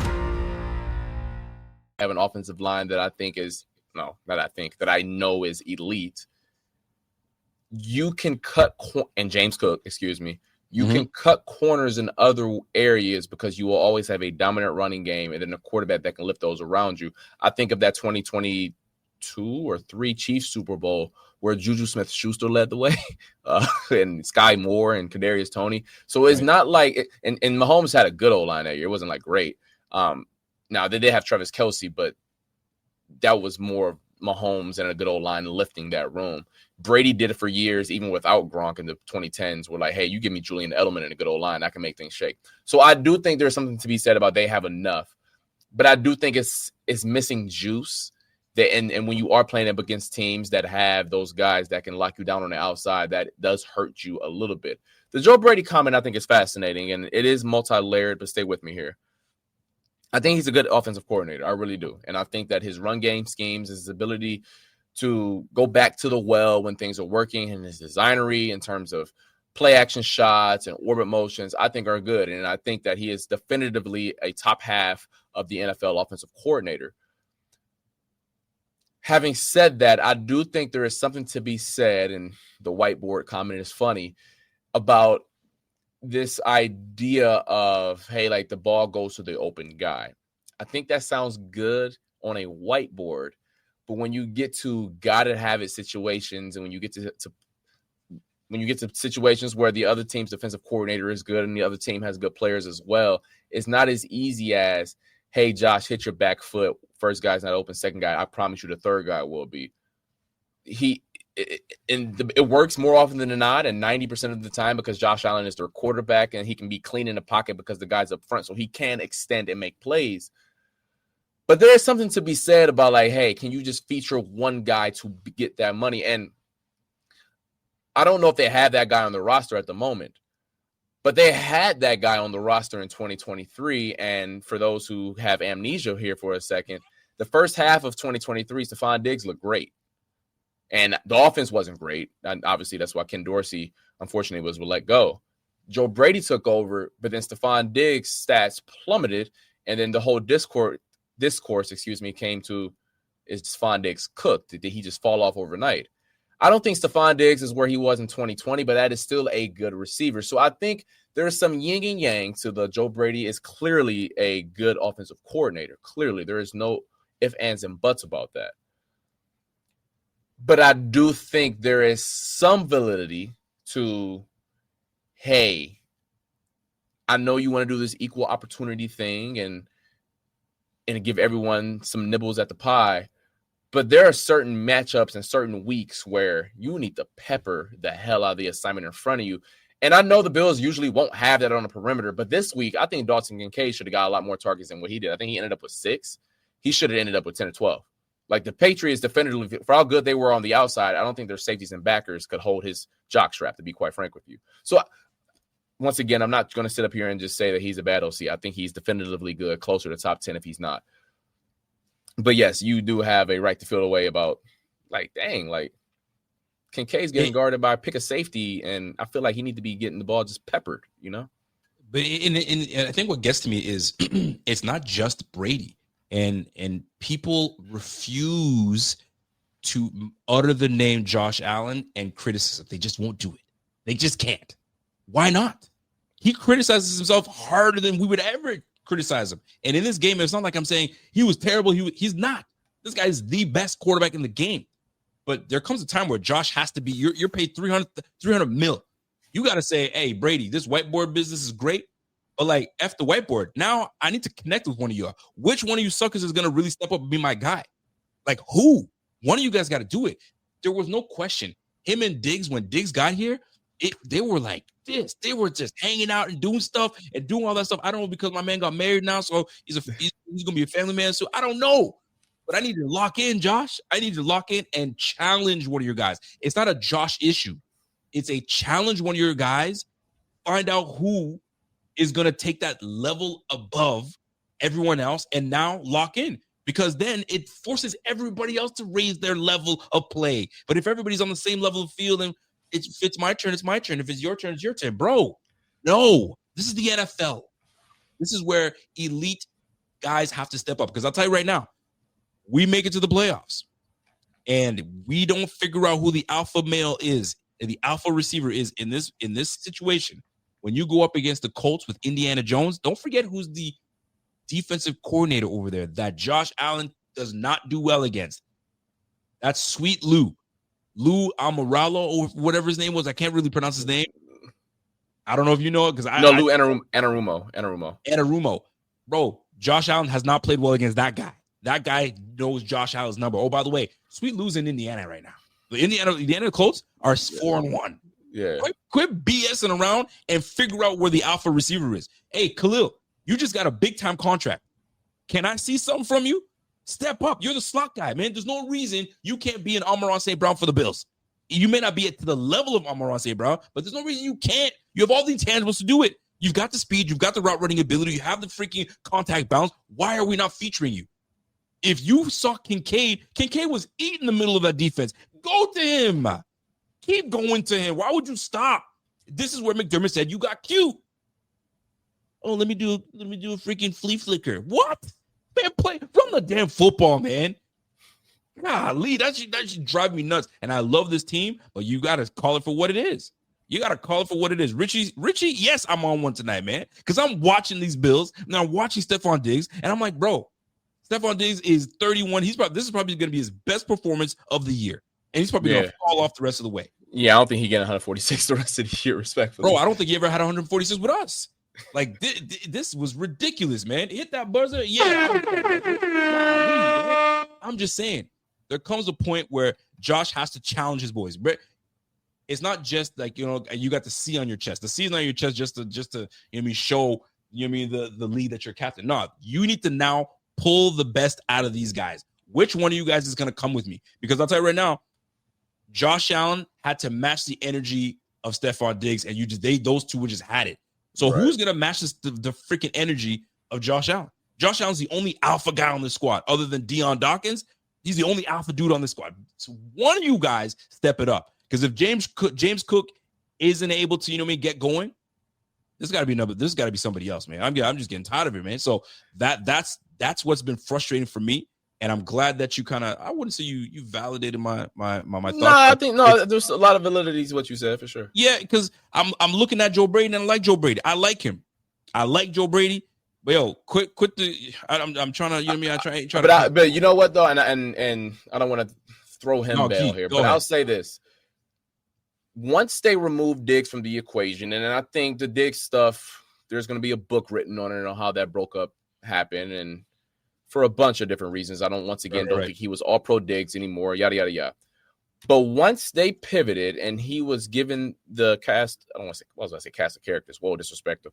The cast of weapons that he was given last season, I think an everybody eats approach was okay because of the fact that, respectfully, I don't know who did you want in that group to be the hierarchy or to lead that room. And to a certain extent, you could probably feel the same way this year, but I think there's something to be said about maybe forcing some of those guys into roles and seeing if they can make things shake. I do want to make this clear, though. The Bills are an elite offense, but I don't know if their receiver talent is great by any means. And I think when you look at, if I were to go through like some of the best passing offenses in football, like I wouldn't take the Bills guys on the outside over any of the top 10 passers. Like the closest one is you can maybe say the Seahawks because Jackson Smith and Jigba is that good that I would just take him and I don't care about 2 through 4 from them. So like I do think there's something to be said about that where like, yeah, the talent still is also not. It's the whole argument why people kept talking about how deep the wide receiver room is. Like, bro, I really don't care about how deep. What's Jeff King say there? I can't read that. Can you see that? Yeah, I don't know if I need to be saying that out loud, but yeah, Jeff, you wildin', my boy. I don't know what Auburn is either. But you wildin', my boy. My man Jeff King says, yo, I'd rather kiss my ex's ass in public in downtown Auburn, New York than lose to the freaking Pats. I hate it. Bro, I'm with you. I tried to get my man Carl to read that, but he's like, nah, I ain't falling for that one. You almost got me. I ain't falling for that one. I ain't falling for that one. Let me, before we get into because I do want to talk about another part that's been bugging me. I might, because I got some super chats to get to, but I promise you guys I will get to the super chats. But I'm not letting this offense off the hook because I have one more gripe about this. And if you guys are with me, if I've been over the top, if you feel like y'all you over the top and you tripping, I'll bite that. But if you with me, smash that like, let me know. And we'll keep it rolling. Josh Allen and I noticed this about Josh. Josh has all the trust in the world in that offensive line. But the minute, you know what I'm saying, we got some big dogs that push that interior pocket consistently a couple times to begin the game, the trust that he once had goes out the window halfway. So he trusts him, but he doesn't. So it makes him jittery. And when you got jittery Josh leaves the pocket way too soon, and then jittery Josh turns into sugar high Josh, and now he's backyard footballing. Bro, we can't have that. We can't have that backyard footballing. We got rid of that Josh a long time ago, brother. Don't go back to that. So Connor McGovern, Edwards, my man Osiris Torrance, listen, they didn't have their best game. Now they were going up against some dogs. Harold Landry ain't no slouch. Milton Williams, he's there for a reason. That boy is a big boy. And who was the other big boy that was Barron? Not Barron. Christian. Is it Barron? Am I getting it right? Barmore. Was that Barmore? Excuse me, Barmore. These boys were pushing that pocket, which made Josh uncomfortable. Josh had multiple occasions to just stay in that pocket a little longer, just to make those throws. I'll tell you right now, Trevor Lawrence yesterday made a hell of a throw at the end of the game to BJT right on the sideline in that honey hole shot. I was amazed with that throw, but he had to stay in that pocket to get hit in the mouth to make that throw. I'm not saying Josh hasn't and can't, but the O-line did not make him comfortable right from the jump. So he was feeling uncomfortable. Bro, O-line, sometimes it's going to happen that way. Hold your wad a little bit. But Josh, hold your wad a little bit too. Just because they, pushing the pocket a little bit, you don't got to leak out because everybody knows you love leaking out to the right. Make it hard for them at least. Golly, man. But the offense as a whole, let's chalk it up to just not their greatest performance against the Pats. Call it what you want if it's a division game. It's the coming of Drake May or Vrabel coming to the division as well. And Vrabel knows McDermott very well. He knows them all. So there's a matchup issue when it comes to that. Will we see that type of performance again from the Bills? Probably not until they face these guys again, but I doubt it's going to go like that. Or when they face guys that have a corner that can lock down your number one, which we don't even have, And then you have a pass rush that can get to Josh. Josh does not like those two things. Good corners and a pass rush in the middle, bro. He's fried after that. He's all jittery Josh. Bro, put JJ away. You know what I'm saying? We want, you know what I mean, superhero Josh that can calm and cool down the middle, but it ain't always going to be like that. But that O-line, bro, I'm on your ass, man. That O-line, the interior did not have a good day. And you could tell because if you looked at the PFF grades, told you everything you need to know. So that was my gripe with the offense side of the ball. Had to get that off my chest a little bit. But here we go. So last but not least, I want to get into it. We always do it. And I need your thoughts. A lot of it we shared, but I didn't get your opinion yet. And we got the segment, the good, the bad, the ugly. All right, we're going to get to it. So just give me two things that maybe nobody's talking about that you found good. Maybe it's a player. Maybe it was an instance in this game. Maybe it was a scheme that you saw, a play, something that you found that was good in this game. Good / great. What are your thoughts? In the chat, let me know. #good. And we'll go with that. While you think about it, my man Carl Jones, because I'm putting you on the spot, so it's tough. I got some super chats to get to, so I'm going to get to some super chats and then get right to it. Let me start off with, I got my man Jay Money, and let me slide on down to my guy Jeff King. Jeff King comes in and says, hey, in regards to the aggression coach, you mean in quotation, he goes, I grab the dog, I choke him, and I put my foot up his ass. Bang, bang, bang. That's my pleasure, John Witherspoon. Oh, bang, bang. I know what you're talking about. Bang, bang. Some of these young cats don't know who John Witherspoon is. You know who John Witherspoon is? Of course I know who my man. Bang, bang, bang, bang. That's what I'm talking about. All right. Shout out to my guy, Jeff King. Jay Money says, because cats are running lackluster routes and not getting separation, as if I may or may not get the ball, low production means no value as a player on the market. Do you understand what he's saying right there? Yeah. Jay Money, he's referred to the receiver room, and he's saying that they're running lackluster routes because cats are running lackluster routes and not getting separation. They're not getting separation. See, that's false. That's actually false. Kincaid gets mad separation, and so does Josh Palmer. Those are the two guys that gain great separation, and there's a chart that's out there right now indicating that very thing. So it's not that. It's just a matter of just cohesion. We're just not in sync as an offense just yet. We played poor teams.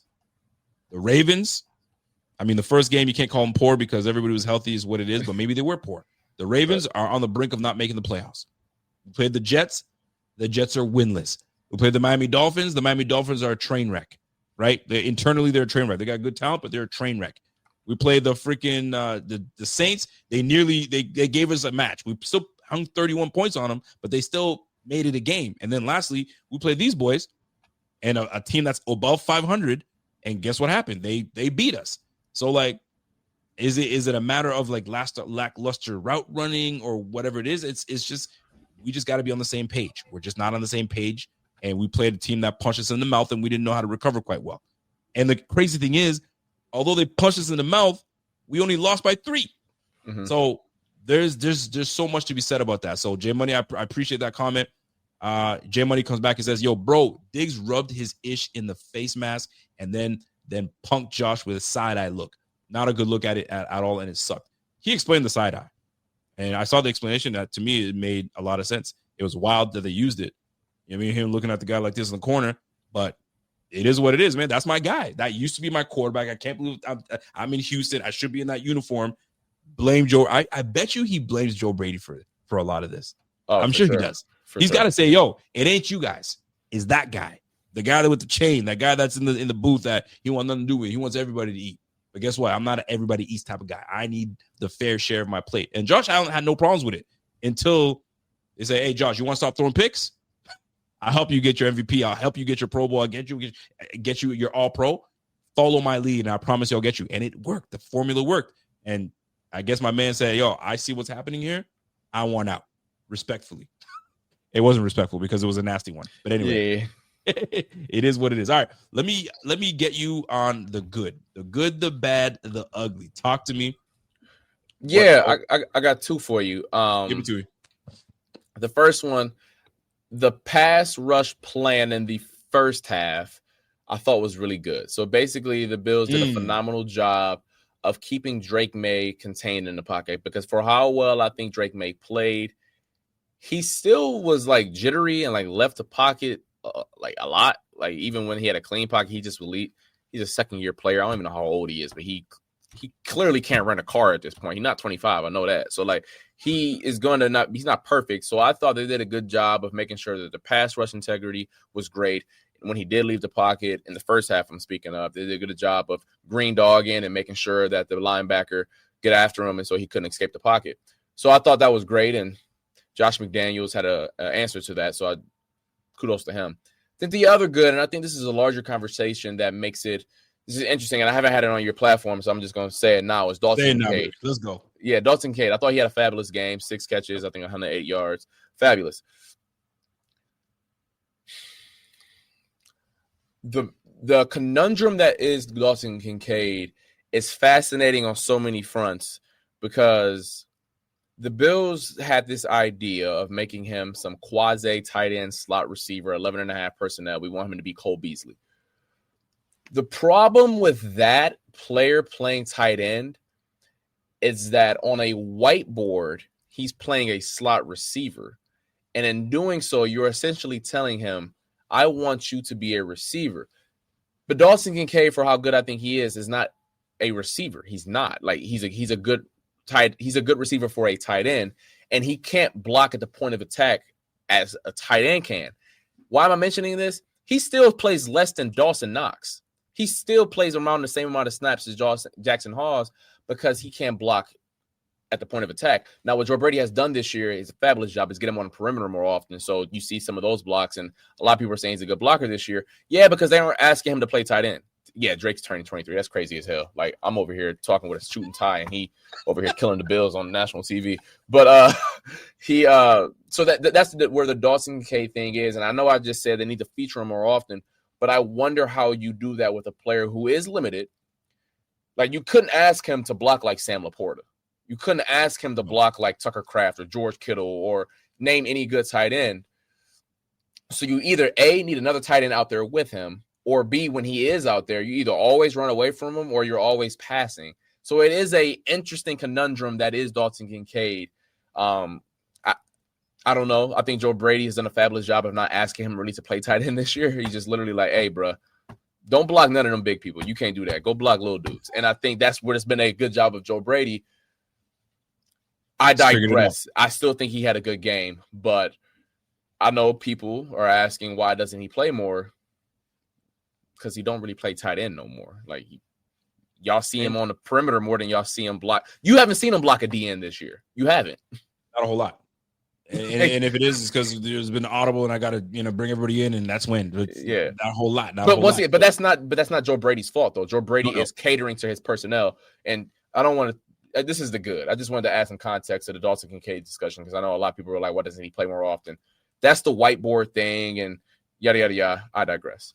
I'm gonna use that whiteboard a lot more often now. That just makes the whiteboard means just it's cookie cutter. You know what I mean? There's no complexity to that. It's just whiteboard. Just do this and do that and call it a day. Bro, we ain't Pop Warner, man. This is NFL. Things are a little more complex than that. I get sick of it. But anyway, for me, the good. I'm gonna go to the defensive front.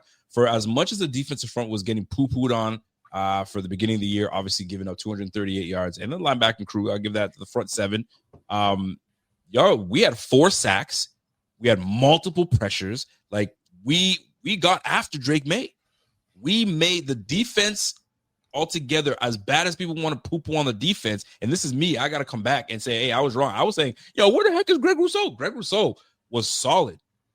Now I need a little bit more from Greg Rousseau where I need him to be a closer, right? With the type of money he's getting paid, $20 million a year. I need you to be a closer, my G. I need you to be closer to a closer. If you're not a big time closer, that's cool. But for the most part, the defense was good, man. They kept the team to 23 points. They gave the ball back to the offense. And listen, push comes to shove, we just didn't get the job done altogether. The 3 turnovers, obviously, they hurt.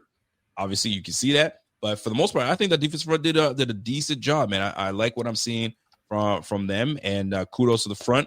They did well. And you gotta give them credit for that.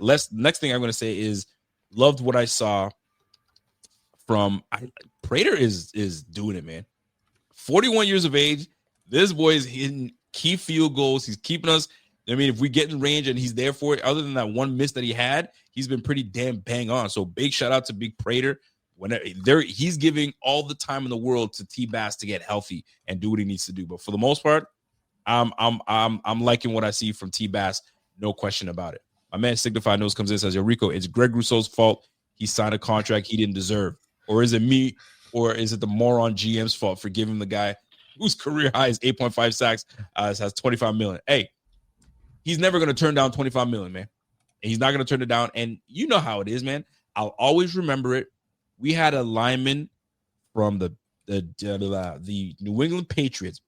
Mark Anderson was his name. I'll never forget it because he had one good year with the Patriots, and then we signed him for a multi-year deal, and he was buns when he came to the Bills, right? This is a long time ago, brother. So Mark Anderson was buns, man, but he had a great year with the Saints. I think the Pats, he had 11 sacks, and we went ahead and signed him.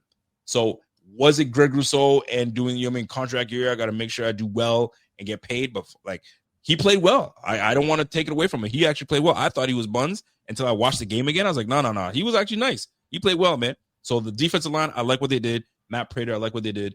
Other than that, that's it for me for good. Let me switch it over. You got the good, you got the bad. What you got for bad, brother? The pass rush and coverage marriage in the second half. I thought that good call. For the credit that I wanted to give the D-line in the first half and even the front seven, just how they would attack Drake May. They didn't do a good job of keeping him in the pocket, and when he did escape from the pocket, he was able to get to that right hand and make some fabulous throws. Yes, some of those plays were tip your cap. Buddy is one of them. I mean, that Daquan Jones play. When they watched that in film Monday morning, they probably looked back at DQ and said, "Yeah, I don't know, yeah." For next real. play. Like, next play. My man had right in the collar. I was like, yo, bring his ass down, boy. Yeah. So, like, you know what? You just tip your cap. Next time you see 10, you say, you got my ass.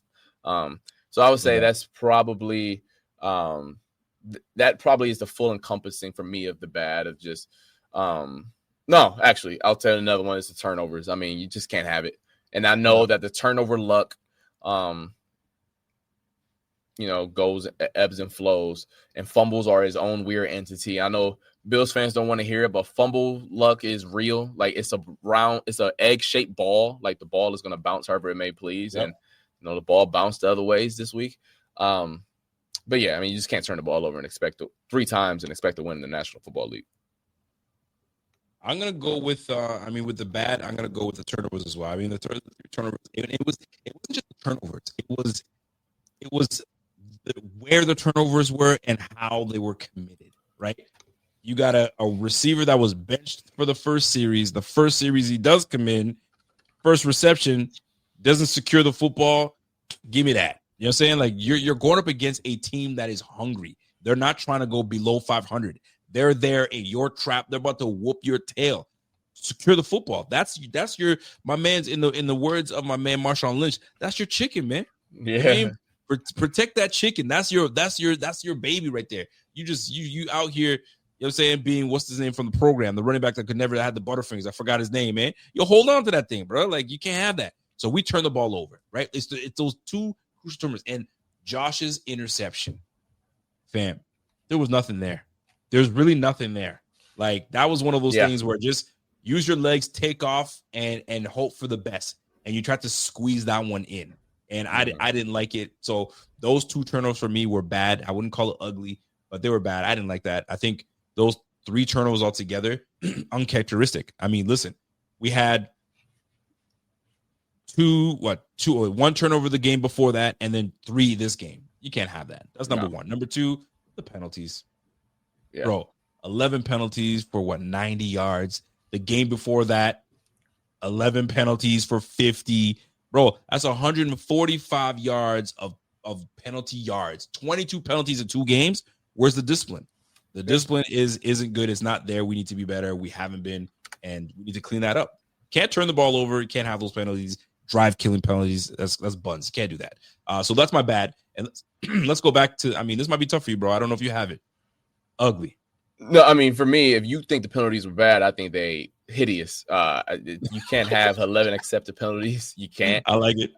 It's just, and it's how they happened that made it worse. The one that sticks out the most, and I'm sure every content creator has spoke on it, but the Khalil Shakir offensive pass interference that would have been a 3rd and 1 on the goal line if they didn't call that. It turns into 2nd and 13. The very next play, Josh Allen throws an interception. Facts. The penalties compounded, and it made bad go to worse, and you just can't have that and expect to win against a Patriots team who did have some mind-numbing penalties. I mean, that fourth quarter where they hit Josh in the face.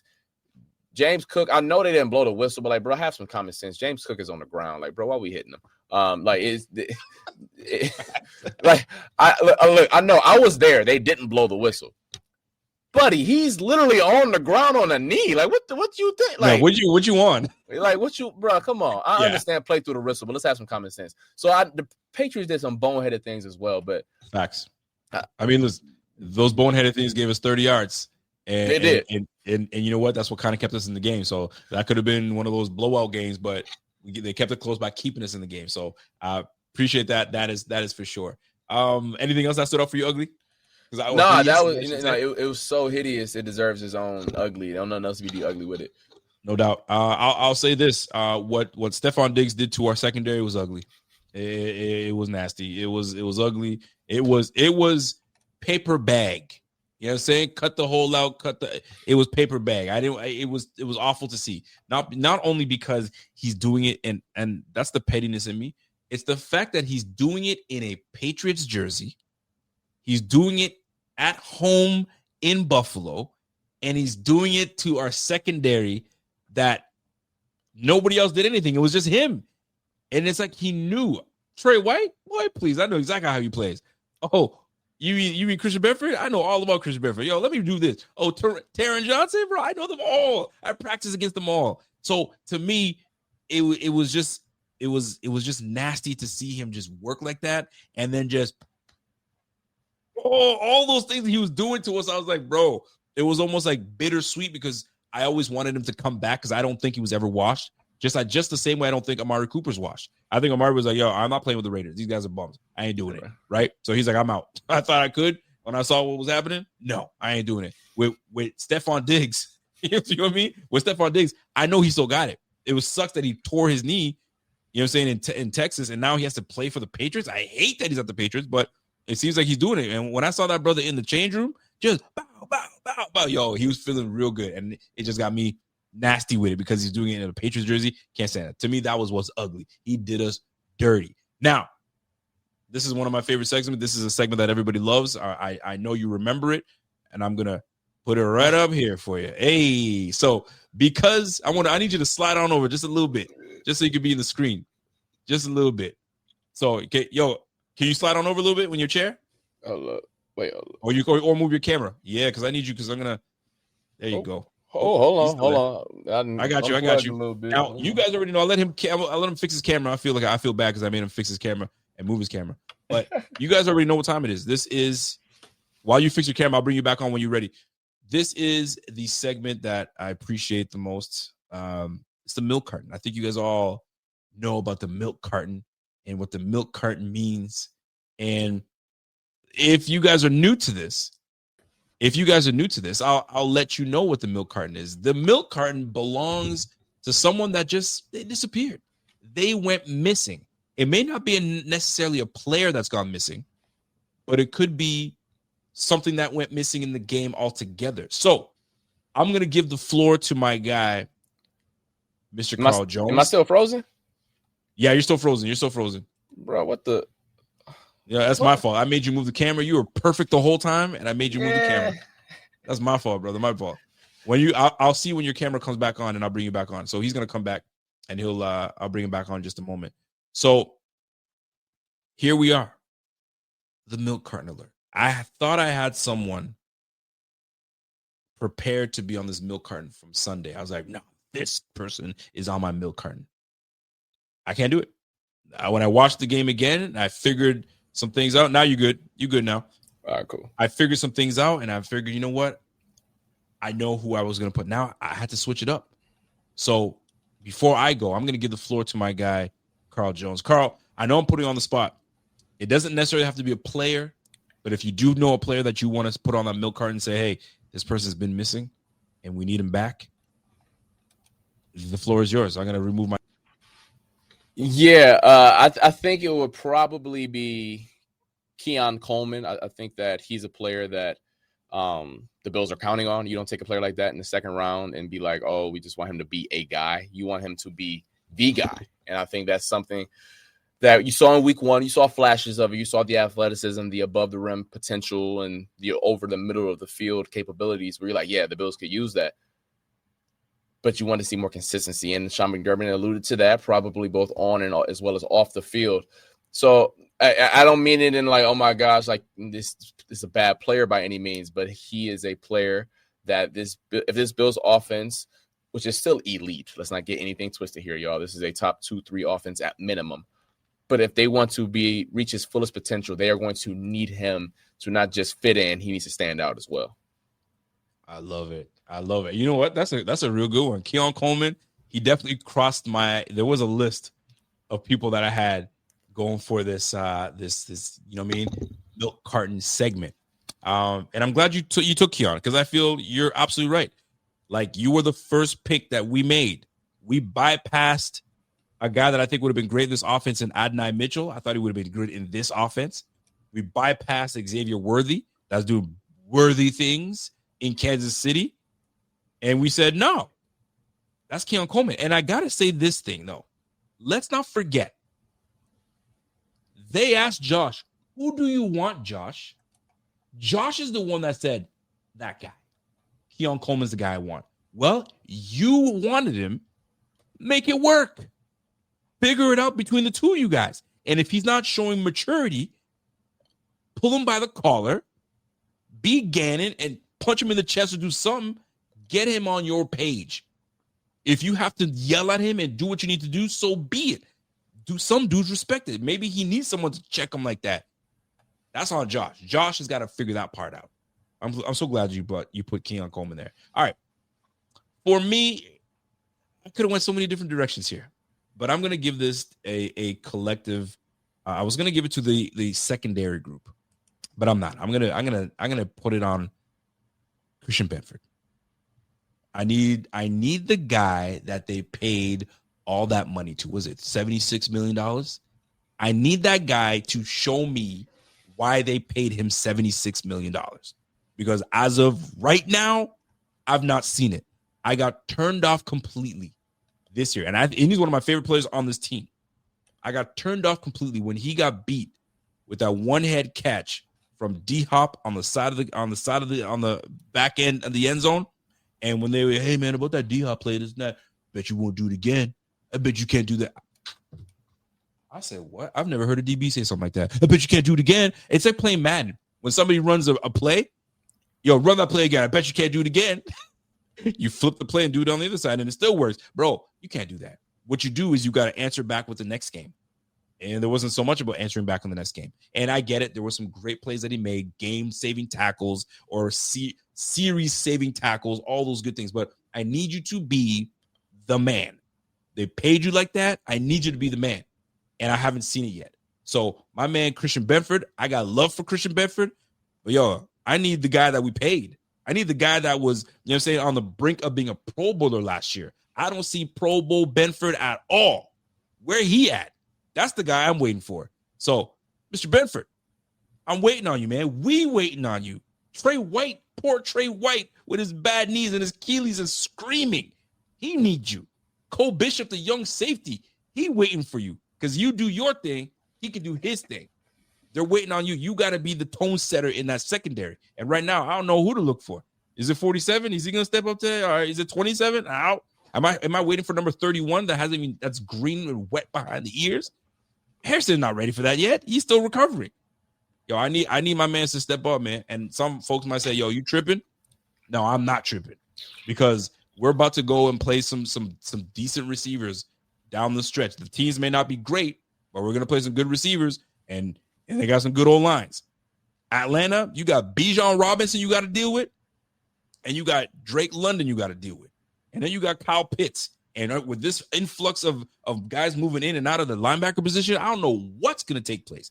fam, we need to wake up and step up. That's all I'm gonna say. So Milk Carton, my guy, and I hate to say it, I feel like I'm Nino Brown. I hate to say it, brother. It's you. It's you, Christian Bedford. I need you to get off this milk carton. I need you to show me why you making all that money. Because right now, I mean, you opened your wallet and Brandon Bean is just saying, shoot, I'm not getting my return on investment. And you're like, and you're doing one of these to him. You're doing one of these to him. I can't have that. Can't have that. Anyway, that's my milk carton of the night. Anyway, folks, that's a segment. Listen, Carl Jones, I appreciate you, my G. I feel like we haven't done this in a long time. I'm so glad that you called me out and said, hey, man, what's up? I'm so glad you did it. I'm so glad you did it. I'm glad you're back. And I know the folks are back. Dude, please do me a favor, folks. You see that name on the bottom, Carl Jones at Jones11_.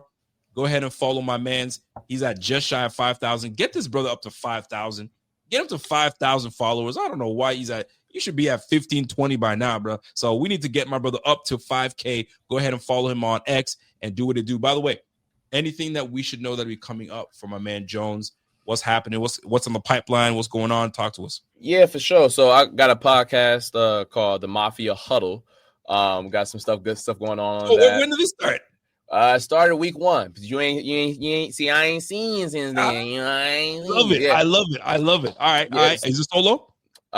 It's solo. I bring people on. I got Josh Reed, my director here, who comes on from time to time. So basically, the first 3 quarters of the show, we're just breaking down what we saw, pushing things forward, having fun, nice segments. Like tomorrow, we're going to do a report card. It's the quarter of the year, first month. We're going to do a report card.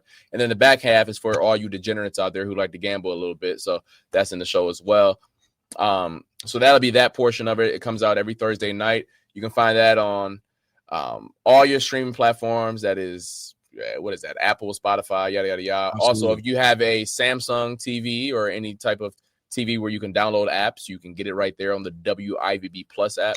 It's called the Mafia Huddle, though. So make sure y'all holler at me on that. Then I also started doing some big stuff on TikTok. I got game breakdowns. I got whiteboard stuff for those who, you know, I hear them talking about man coverage all the time. What is man? I'll talk it through to you. Laura, don't be a degenerate. That's nothing to be proud of. I'm a degenerate. I'll own that. Not you, sweetheart. Don't do that. But yeah, so stuff of that nature, whiteboard stuff, breakdowns. There's always, once again, going to be usually from a DB perspective because that's what I know best. But from time to time, I think I can figure out what the offense is trying to do. So that's most of the stuff. And then for those who are in Western New York, of course, Buffalo kickoff. Whoa, Bills kickoff live. We now got the Bills logo with us. Bills kickoff live every single Sunday at 11 a.m. All right, we gotta listen. I'm proud.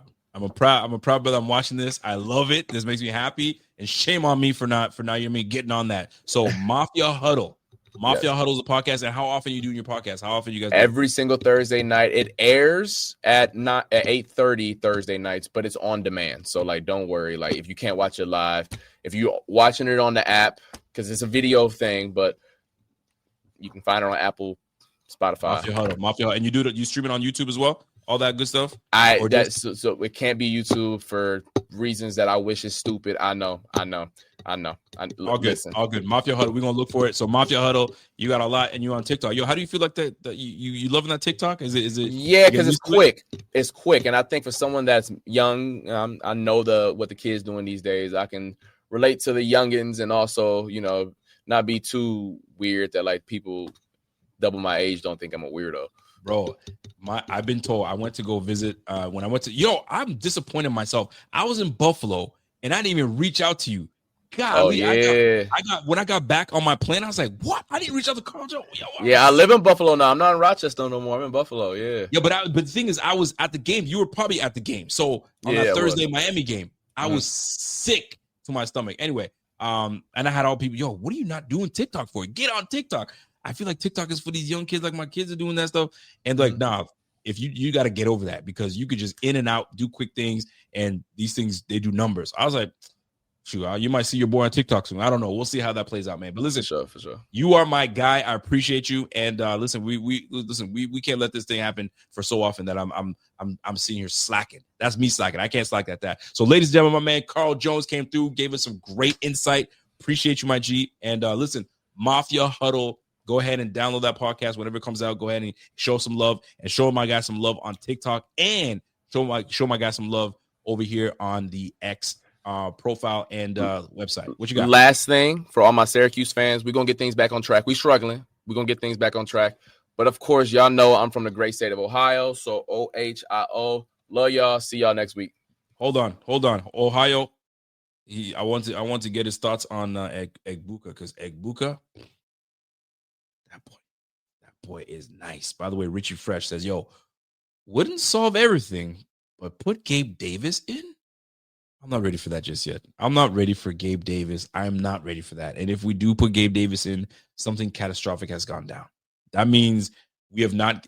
I would be disappointed if they said, nah, we good on Shavers, and we gonna put, bro. He needs to be a call up, and because we're in bad shape. If we're calling him up soon, that means we're in bad shape. I don't think we're there just yet. So Gabe Davis, that could put him on ice for now. I'm not ready for him to come out. By the way, shout out to my guy BP. BP says, yo, tired of getting out coached, rinse and repeat. We certainly did get out coached. We certainly did get out coached, outplayed, out hustled, we just were not the better team. It's that simple. It's that simple. We were not the better team. We did not play well enough to win. And here's the crazy part. We only lost by 3. It was a field goal. And it took a rookie to hit a 53-yard field goal. If he misses that field goal, there's a good chance the Bills get the ball back and we march up the field and we win that game. It was that close. I'm disappointed because we could be so much better, but we're tinkering. We're playing. We're not doing what we need to do. And I'm sorry. It's just that's the way I look at it. So it's something to kind of really pay attention to. And I don't even think they're not even giving Shavers a shot. I agree. And here's another thing. I'm going to come to the defense of Ray Davis. I got to come to the defense of Ray Davis because I know a lot of people, and I've been on Ray Davis because I'm like, I didn't think he had a great offseason personally. And the opportunities that he's been given, they've been buns. They just throw him a carry here and there just to kind of get him a touch. No, they get this guy warmed up because there's gonna come a time where you're gonna have to use him. You're gonna have to need him. And right now they're not giving him the right touches. Now he's also not taking full advantage. His feet are too choppy. He's got happy feet. Man. Be decisive. You're not running like you used to run when you were a rookie, man. I need you to get back to that. You know what I mean? One cut, go. One cut and find your lanes and go, man. That's what I'm waiting for, but we haven't seen it yet. So I'm coming to his defense.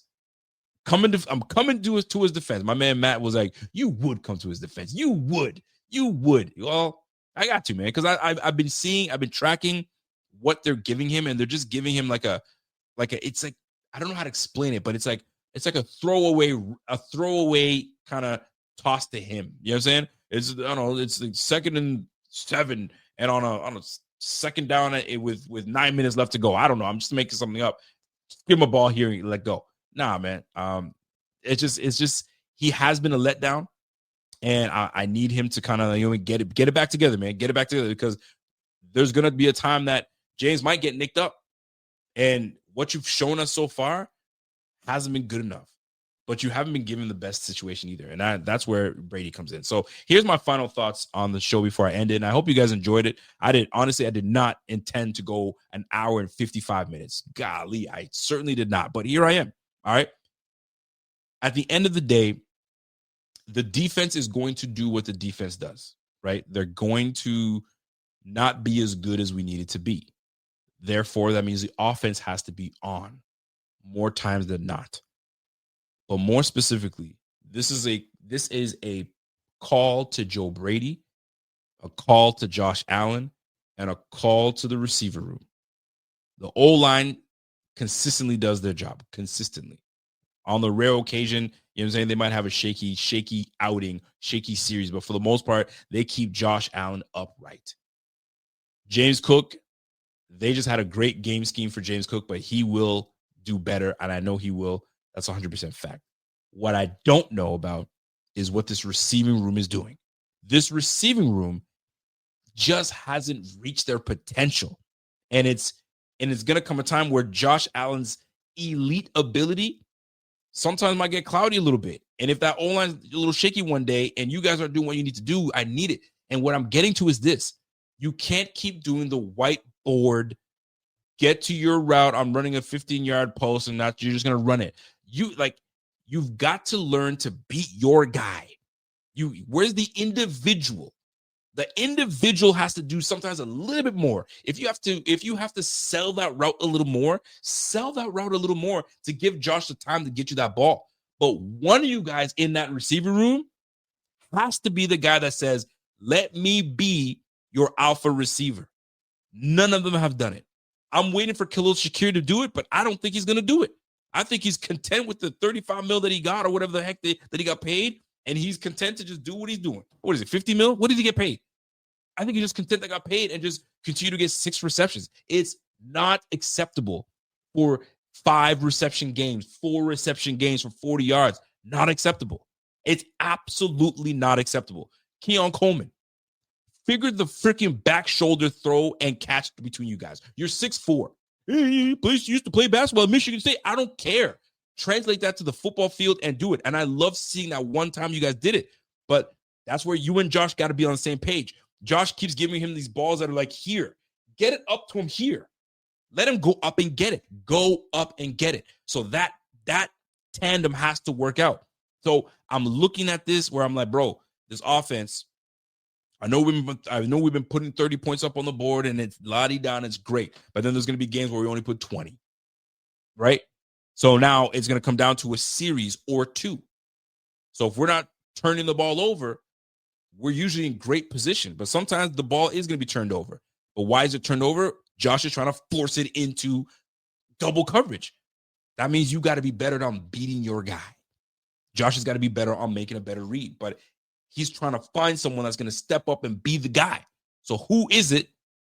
And what's your name? Is it Josh Palmer? Fam, you just got here, but you see what's going on. Don't just stay in the role.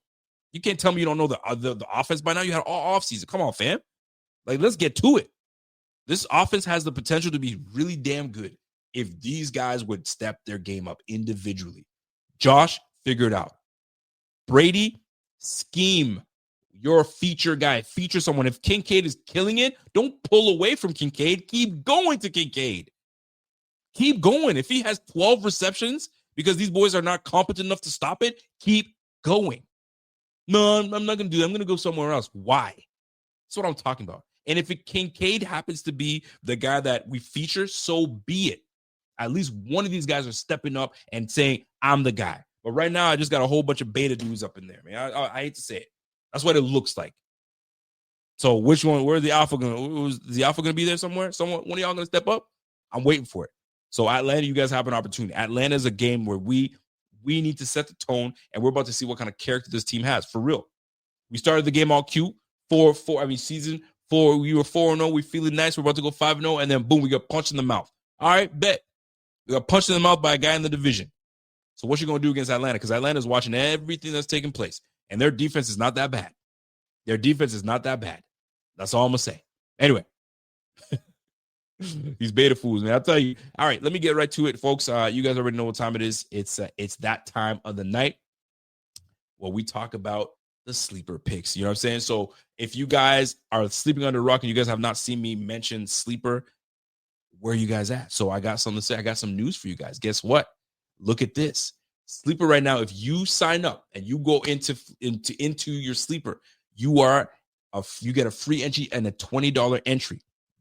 It's that simple. A free $20 entry where you can get that and now go ahead and make your picks. It's right here. What are you waiting for? It's right in front of your face. Why wouldn't you take full advantage of this? Go ahead and try that right now using the code BF25 as your entry. Go ahead and do that for me and get that thing cracking, because if you don't, I don't know what you're waiting for, people. I don't know what you're waiting for. So now, that being said, we got some picks to make, right? So let me jump into my sleeper picks as we get closer. But listen, don't take full advantage of this, guys. $20 free entry, and you don't need any special codes. You don't need anything. It's free. Get in there. Do it now. What you waiting for? Get off your couch. Don't be so lazy. You know that commercial, right? That's what I'm trying to tell you guys right now. All right. So that being said, Let me share my screen real quick and get this thing cracking again. Hold on. I got the wrong page that I want to remove. I got to stop sharing that and share the right one. You got the right one, baby. You guys remember that commercial? All right. Here we go. I just aged myself with that commercial. My gosh, I don't even know how that came to me, but it did. But it did. All right, here we go. Let me screen there. Let me share my screen. Oh, wrong side. Wrong side, Reek. What you doing, bro? There we go. Here we go, ladies and gentlemen. Let's get right to it and see what we got. We got the Thursday night game that's going to be coming up. We got Philadelphia going to be facing Jackson Dart and them boys. It really sucks that Malik Neighbors is hurt. That really takes away the bite that the Giants were looking to have. But you got Cam Scatterboo, you got all them boys going to try to be doing something, right? So if your fantasy team is looking good, this is what it should be looking like. So here's how I see things, how they're going to shake out. Let me slide that all over.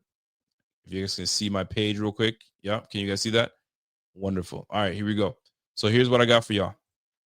I got Saquon Barkley. They got an anytime touchdown for Saquon. Now, the reason they have it at 0.5, so 1 touchdown, the Giants' defense is pretty good. You can't even hate on it. They're a pretty good defense. So I see that being a tough one, especially because right now the Philadelphia Eagles, they don't know what they're doing. Are they a passing team? Are you a running team? Like, I don't know. Oh, I zoomed in too much. I don't know what it is exactly that these guys are doing. I'm sure they're gonna figure themselves out at one point. But here's where we are. So I got him. Actually, I think he's gonna do well. I think they're gonna get their act together. I think he gives me 1 touchdown. I got the free pick for my man Jalen Hurts for the passing yards. That's a free pick. I'll take that. You know what it is. And then here's the tough one. Jackson Dart.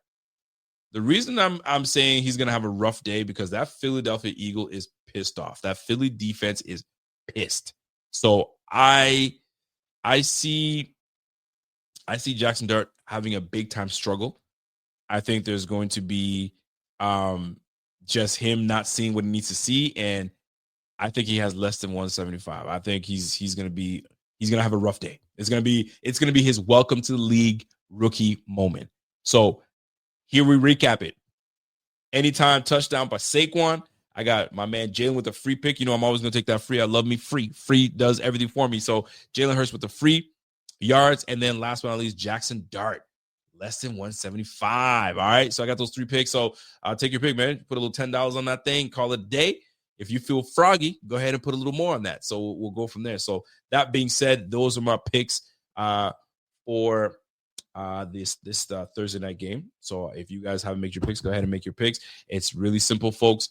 Go ahead and jump all over it. This is where you got to be. So use that promo code, like I told you, BF25 on the Sleeper app and get 100% match up to $100. All right. So sleeper.com using the promo code BF25. Terms and conditions apply. So hashtag that Sleeper, and you guys know what time it is. So that being said, I can't believe I just went 2 hours of chopping it up with you guys. But you know what? It's because it's all love. You guys have been great. It's fantastic. Now, before you get out of this chat, do me a favor. Smash that like. Hit that like for your boy. Hit that like right this second. Let's get this algorithm up. Let's get this up to what? 250 likes? I think 250 likes is doable, right? 250,000. I mean, we could do that. 250 likes, and let's get it popping. And we got it. And by the way, thank you, Buff Daddy, for knowing the right charge. You got the right one, baby. Yo, I love when I age myself because it's like it kind of feels good though. It kind of feels good to, like, you know what I mean, say some things and then people are like, oh shoot, yeah, I remember that, and you get to reminiscing on the old school stuff. Yeah, that's what it was about, man. So before I get out of here, I can't do that. I got to take some comments, questions from the chat, because it's not just about super chats. It's about, you know what I mean, getting in with y'all and hanging out. So we're 2 hours in. Shoot, we here now, baby. We here. I ain't gonna get off this chat just yet. Let me see what we got. We got my man Buff Daddy says, if he didn't get a tutty, Keon would have been on the milk carton. Well, I mean, my man put him on the milk carton, so I ain't gonna say nothing. He said, yo, Keon needs to be on there. I need him. He's my 2nd round draft pick. I'm not getting enough from him. And he's right. He's absolutely right. And here I am saying, hey, Khalil Shakir could easily be on that list as well. You know what I'm saying? Because although he's giving us a decent year, he had almost 1,000 yards receiving last year. It was a quiet 1,000 yards, but like, this is where you want him to ante up, get even more, actually break 1,000 yards, get me double-digit touchdowns, right? Those are the things I'm looking for. One of them has to step up, be Josh's guy. You know what I'm saying? I go back to this every time. If you're an Office watcher like myself, you see that picture right here? I'm a big-time Office guy. And when Charles took over as, as the guy, and that was Idris Elba, if you remember, and they were looking for his right-hand man, and he kept on taking Dwight. And then David from corporate came in and was like, all right, Jim. He goes, actually, Dwight's my guy. Well, hold on. Who's Josh's guy? I need Josh to be able to point out, that's my guy. Is it Kincaid? If he's your guy, then make him your guy. Is it Khalil? Then make him your guy. I just will not fall for the everybody eats. I'm done with it. It's over with. You know what I'm saying? Everybody's going to eat, but somebody has to get the greater share. Who's it going to be? Well, it might be him that guy. It might be him this day. It might be him that day. No, I need a guy that you can count on, that you can go to, because last year when we got to the AFC Championship and we're you know what time it was? One more win away from handling business. And guess what? We lose to the Kansas City Chiefs because when we had the ball in our hands, we didn't make enough plays because we didn't have the guy. It's that simple. You know who Trevor Lawrence went to when he needed a big play yesterday to really get the chains moving? Brian Thomas Jr. That's who he went to because that's his guy. So who's going to step up as Josh's guy? And who's Josh going to pull from the collar and say, I need you? Haven't had that yet. That soft-spoken Josh Allen with the thumbs up. Bro, that thumbs up needs to open up and grab somebody and say, all right, we need to talk. Haven't seen that yet. Will we see it? We'll find out. We shall soon find out. All right, let me get a couple. My man said, yo, can Coach be on the carton? I mean, he pulls another stunt next week. You might see Coach on there. I'm going to see it right now. My man SA74 says, yo, I'm in my Benford jersey right now, but I miss him too. I miss Benford, man. That's my guy. That's my favorite player on the team, man. I love his attitude. I love everything about him, but he ain't playing like the guy that I know he can be. It sucks, bro. Sucks, but we'll see what it is. All right, let me see what we got here. Just reading through the comments here. I say, yo, we don't get talent, we just get JA. That's good enough. This is for this. We talent in here. No, I can't even read that, brother. I'm sorry. I tried. I couldn't even read that. My man Walter comes, yo, Shavers hasn't done a thing. I would take Davis in a heartbeat over him. Davis is good in the red zone and on scramble drills, if nothing else. That's the experience that he has with Josh Allen. I'm not mad at that. The only thing I'd be mad at is I just don't feel that Shavers got a fair shake.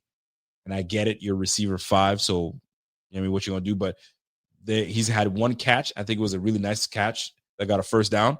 But I mean, some of the other attempts that have been to him that have been just okay. He's good enough. He's got the intangibles, he's got the height, he's got the decent speed in this game. Somebody needs to step up, man. But it has to come from Brady scheming these things up, finding the mismatch on who can take over, and then go from there. And then this is where the alpha instincts take over. And then you go from there. So now, next week, who's it going to be? Is it going to be Curtis Samuel or is it going to be Elijah Moore? Are you going to have both of them on, and then you're going to sit Shavers? I don't know. They're moving things all over the place, trying to figure things out. You didn't have all offseason do that? Didn't you have all offseason to figure out who's who? You're still tinkering around? Anyway, that's got me kind of, in my feelings a little bit. My girl Laura, my lady Laura. What's up, Laura? Laura says Rico saves lives. I love it. Rico's show saves lives. I mean, listen, if I'm saving a life here and there, why not? I mean, I'll take it. My bro always checks on me after the Bills losses. Hilarious. I'm not taking it fully there. Yo, you're my girl, Laura. You're my girl. You know that. My man Jeff says, yo, Rico, stop worrying about the time you got hot. Fire show, bro. I appreciate you, bro. Appreciate it. Signified Note says, yo, but Rico, think of how nice it would be if the defense for one time in their lives balled out. There's going to be a day where the defense is rocking it, where they're just turning the ball over. They're giving the ball back to Josh, and Josh is doing what they do. And then when Josh gets the team up to 14, 21-0, then we just pin our ears back and go after it. What I'm looking forward to, I'm not saying it's going to make a big difference, but it's going to make a slight difference where we have Ed Oliver back. And it seems like he's going to be back this week because he posted something on IG that says, yo, get my mother effing belt. We going. So he's ready to take that belt to A come Sunday. up against on Monday night. I think we're playing Monday night against the Atlanta Falcons. So we'll find out. We're gonna find out, man. That's the way I like to see it. My man Walter says, most of these receivers are vets. They are who they are at this point. Expecting them to become something new is fool's gold. But is it? I feel like when you get a new contract, I think there is no you are who you are. No. I gave you a contract because I expect more from you. I'm paying you because I expect more. If my job came to me today and says, yo, we're giving you a raise because of the work that you've done for us, and I think that you're going to be doing great things, and we expect a lot from you going forward, bro, you can't stay stagnant. You gotta give them more. And that's exactly what I think the Bills, should have demanded from Khalil Shakir. And I need more of that. You got to get to it. Now, granted, he was hurt all off season, so maybe he's just rounding into shape. But you've been in this offense long enough, bro. So I ain't trying to hear it. So, but I understand the concept as well of being, you know what I'm saying, being a veteran and getting it and all that stuff. I totally get that part. So I'm with you. Walter comes back and says, yo, we weren't even complaining about Josh Reeds prior to this game. At this point, Josh is what he is. It's time for everyone else to take a step or get paid. This is what I was trying to get to, right? Josh is who he is. We know who Josh is. So now it's time for them to step up. But the why I call Josh out, and I don't even want to call Josh out. It's not even like that. But why I mentioned Josh is for Josh to now ask one of these guys to step up, or, you know what I mean? Like, demand more from one of these guys. You know what I mean? It can't just be, love each other and do a great job. Go Bills. No, man. I'm demanding one of you guys to step up, or I'm demanding all of you to step up. Let's go, man. So this hope of this loss was a wake-up call to, and not just because they lost, but like, yo, Kincaid was my best guy. So am I just going to go to Kincaid? No, man. Y'all need to step up, baby. Y'all need to step up for me. And it just hasn't been good enough. It just hasn't been good enough, man.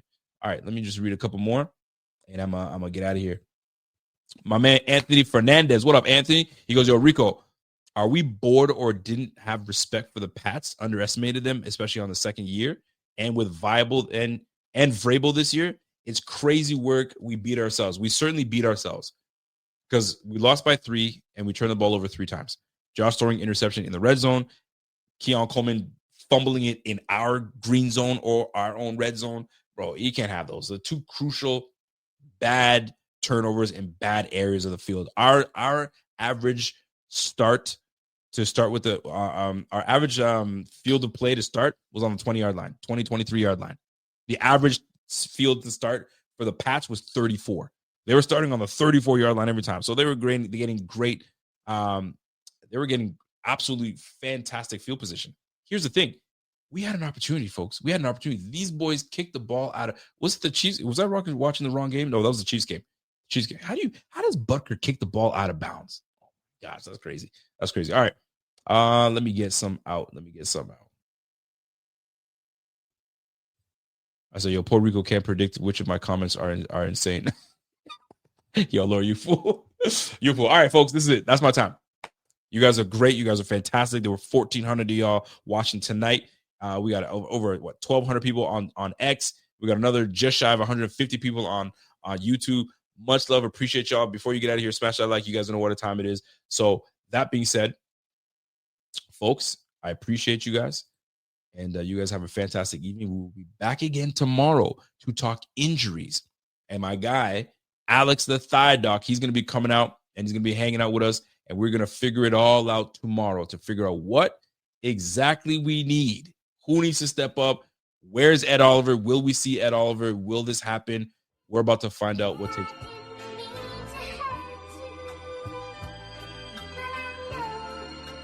It's long, but you know what? I had things to get off my chest, so it's over with and done with. So, folks, handle your business. Do what needs to be done. Hit that QR code right in this corner. And that way you get all the merch, if you want to join us at YouTube, all that is going to be right there, ready to roll. So, folks, enjoy the rest of your evening. It's your boy Rico, and we'll catch you guys on the flip. Peace.